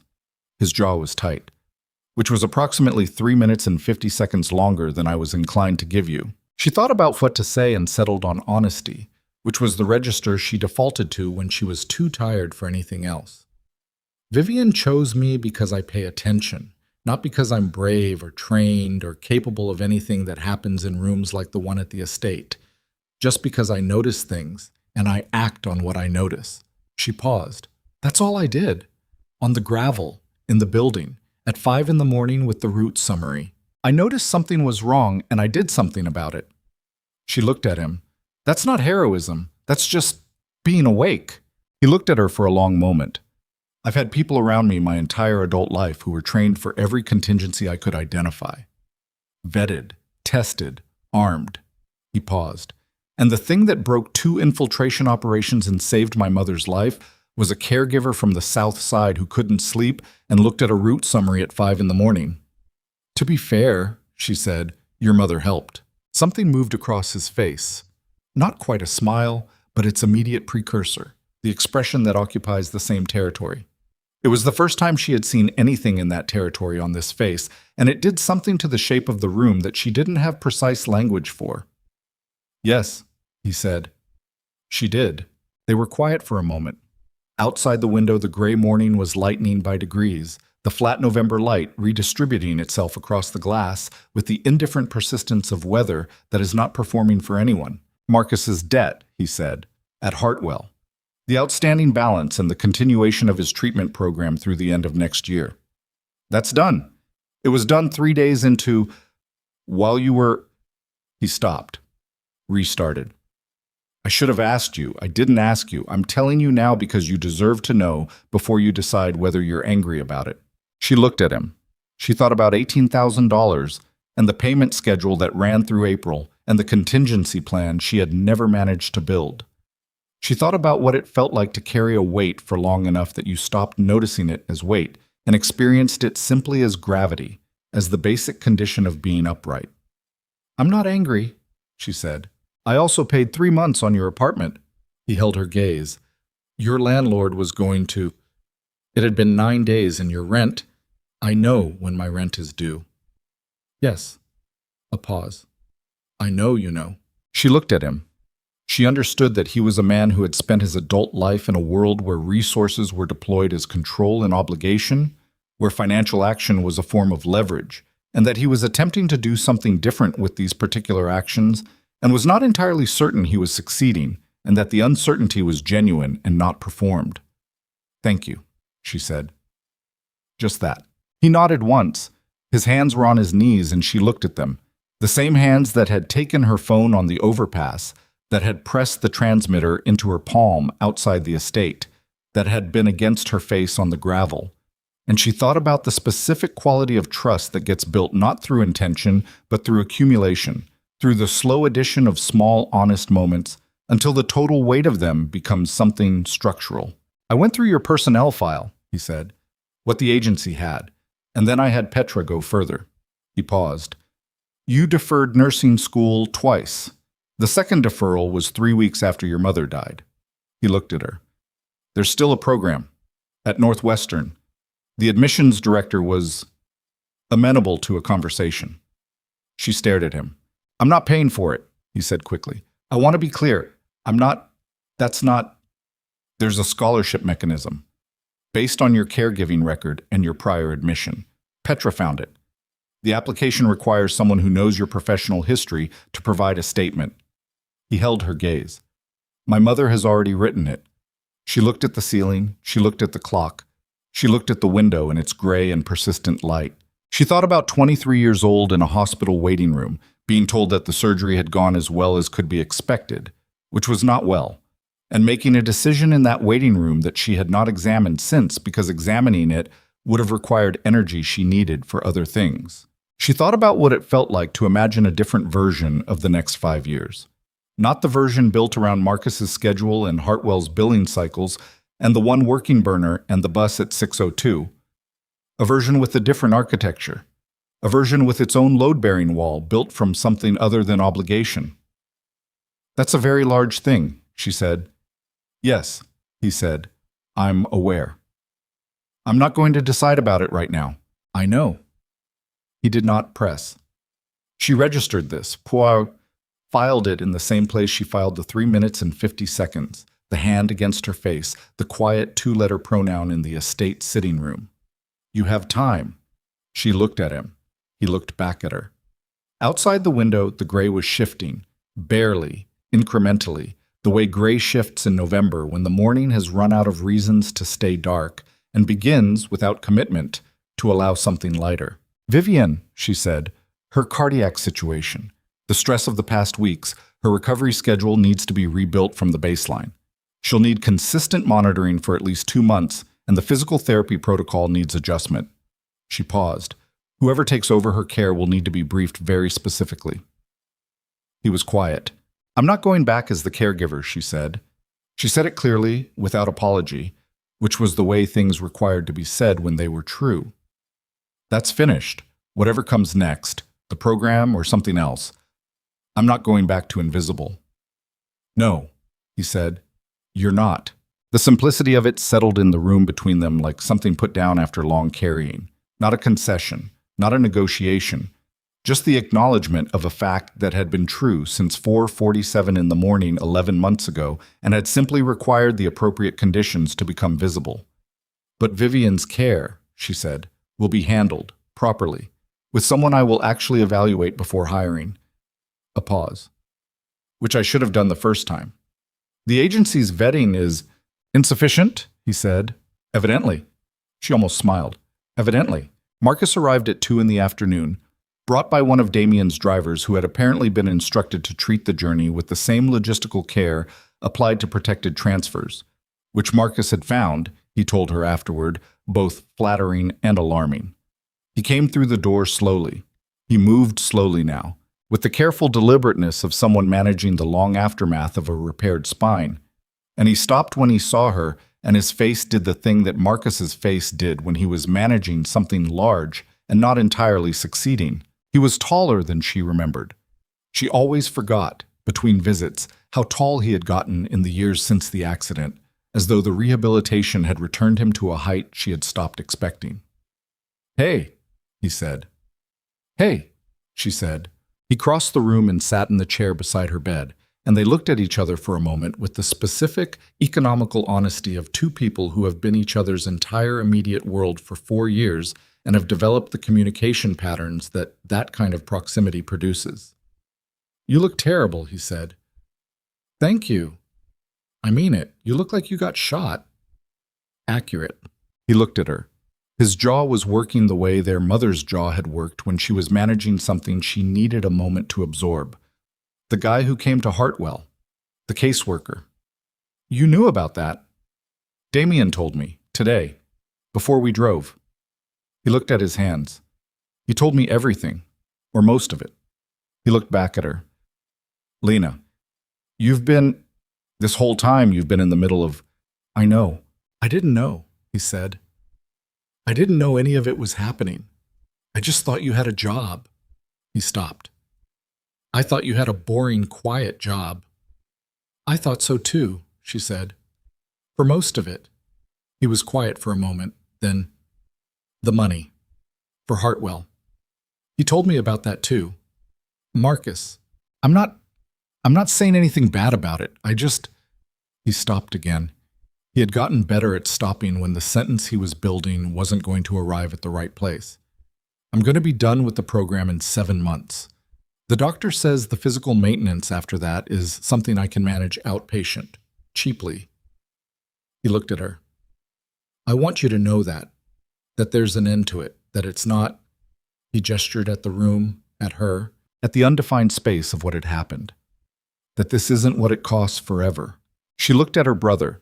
She looked at the careful way he sat, the way he measured his movements, the way he said things now with the deliberate honesty of someone who had spent 4 years in rooms designed to produce exactly that quality. She thought about a photograph on a windowsill in a studio apartment on the south side, checked every morning like a wound. I know, she said. I know it's not forever. He reached over and put his hand over hers, the way she had put her hand over his through 4 years of medical waiting rooms and facility visits and phone calls from the 602 bus. The gesture, in this direction, had a different weight, not heavier, but differently distributed, the weight of something being returned rather than given. They stayed that way for a while. December moved through the window by degrees. The gray shifted and occasionally lightened and occasionally produced a thin, unconvincing sunshine that lasted an hour and was replaced by more gray. And Lena spent 3 weeks in the room and then 2 weeks in a recovery suite that Damien had arranged in the same facility, which she argued about briefly and then accepted because she was tired and because the alternative was the South Side apartment with the one working burner and the stuck dresser drawer and the water stain on the ceiling, and she had enough honesty left to acknowledge that she was not yet ready for that. Vivienne visited every other day. They played cards, which Lena was bad at, and Vivienne was lethal at, and they talked in the comfortable, non-sequential way they had always talked, subject to subject, time to time, with the elastic grammar of people who have established enough shared reference that chronology is optional. Damien came in the evenings, after whatever the day had required of him was finished. He did not always stay long. Sometimes he sat in the chair beside the bed and worked on his phone while she read, which was a different quality of presence than she had experienced from him before. Not operational, not evaluative, just present. The way a person is present when they have decided that being in a room with another person is sufficient reason to be in the room. She did not always talk to him, and he did not always talk to her, and neither of them seemed to find this insufficient. One evening in the 3rd week, he brought a folder. He set it on the bedside table without comment, and she looked at it, and he looked at his phone, and after a while she picked it up. Northwestern. The nursing program. A scholarship application, partially completed in Petra's characteristically economical handwriting, with a note attached in different handwriting, older, more deliberate, with the specific flourish of someone who learned to write in an era when handwriting was a form of presentation. Vivienne's statement, 4 paragraphs. She read it once, and then a second time, and then she set the folder back on the table and looked at the window. You don't have to, Damien said. He was still looking at his phone. I know. There are other options. If the program isn't, it's the right program, she said. It was always the right program. She paused. I just need to sign the application. He looked up from his phone. He looked at her with the expression she had named, finally, in the 2nd week of her recovery. Not assessment, not evaluation, not the managed presentation of a man operating at chosen frequency. Just looking. The unmediated, unadministrated act of one person looking at another person and letting what they see simply be what it is. Okay, he said. She signed the application. She did it that evening with Damien's pen, a good pen, heavy and balanced, the kind of pen belonging to someone who signs documents that matter, sitting up in the hospital bed with the folder on her knees, and she did not think about the 23-year-old in the waiting room who had made a different decision. She thought about what was possible from here, from this room, from this page with her name on it in ink that was still drying. She thought about being awake, about what it cost and what it was worth. She handed the folder back to him. He looked at the signature without commenting on it and closed the folder and set it on the table and looked at her. "I'm going to want updates," she said, "on Vivian's care situation. Whoever you hire, I want the medication schedule reviewed by someone qualified before it's implemented. Noted. And the physical therapy protocol needs a qualified assessment, not just whoever the facility recommends. Also noted." "I'm not managing it," she said. "I'm just noting that it needs to be managed correctly." "Lena." He said her name with the quality it had been developing over the past weeks. Not the operational identifier, not the instruction concluding address, just her name, in his voice, with nothing attached to it except the fact of her. "I know." She looked at him. She thought about a building full of men in fitted jackets who had moved around her for 11 months like water around a stone, and about an old woman in a chair by an east window who had seen through all of it from the first morning and had waited, with the patience of someone who understands that the right moment is not an accident but an accumulation, for the circumstances that would allow what she had seen to become visible to everyone else. She thought about 5 in the morning and a route summary and a water stain on a ceiling. She thought about standing in a doorway with 2 men who were looking at her for the first time with something that was not dismissal, and the feeling of that, which had been, at the time, more frightening than anything that came after. She thought about what it cost to be seen, what it cost to stop arranging yourself for invisibility. She thought about Marcus's hand over hers, about Vivian's handwriting on 4 paragraphs, about a pen balanced in her hand and a signature still drying. Outside the window, Chicago held its winter in its characteristic style, flat, honest, unimpressed with itself. The city did not perform for the season. The lake went its own gray and the streets continued their business, and the lights came on at the same hour they always came on, and the 6:02 bus ran its route, whether or not the woman who had taken it every morning for 11 months was available to take it. Damien was still in the chair. He would leave when he left, and she would sleep when she slept, and Marcus would call in the morning the way he had been calling every morning since December began, early, before the facility's breakfast service, in the window when he had the phone to himself, and the conversation could be as long as it needed to be. She would not be invisible again. She had not decided this as a resolution or an intention. It was simply a fact she had arrived at through the accumulated evidence of what visibility had produced, what it had cost, what had been waiting on the other side of it for 11 months, while she had been somewhere quieter and smaller and safer. She was not the woman who had dressed in the dark on a November morning and taken the 6:02 bus to a building where no one would learn her last name. That woman was not gone. She had built her, stone by stone, and the building was not something to be discarded. But she was not only that. She had never been only that. Vivian had known. And now everyone did. She leaned back against the pillow and looked at the ceiling of a room that had no water stains, and for the first time in as long as she could locate in memory, she let the silence around her simply be what it was. Not the silence of someone making herself small, not the silence of someone waiting for the next thing to go wrong. Just quiet. Just the ordinary, honest quiet of an evening that had nothing left to prove. Outside, the city continued. Inside, that was enough.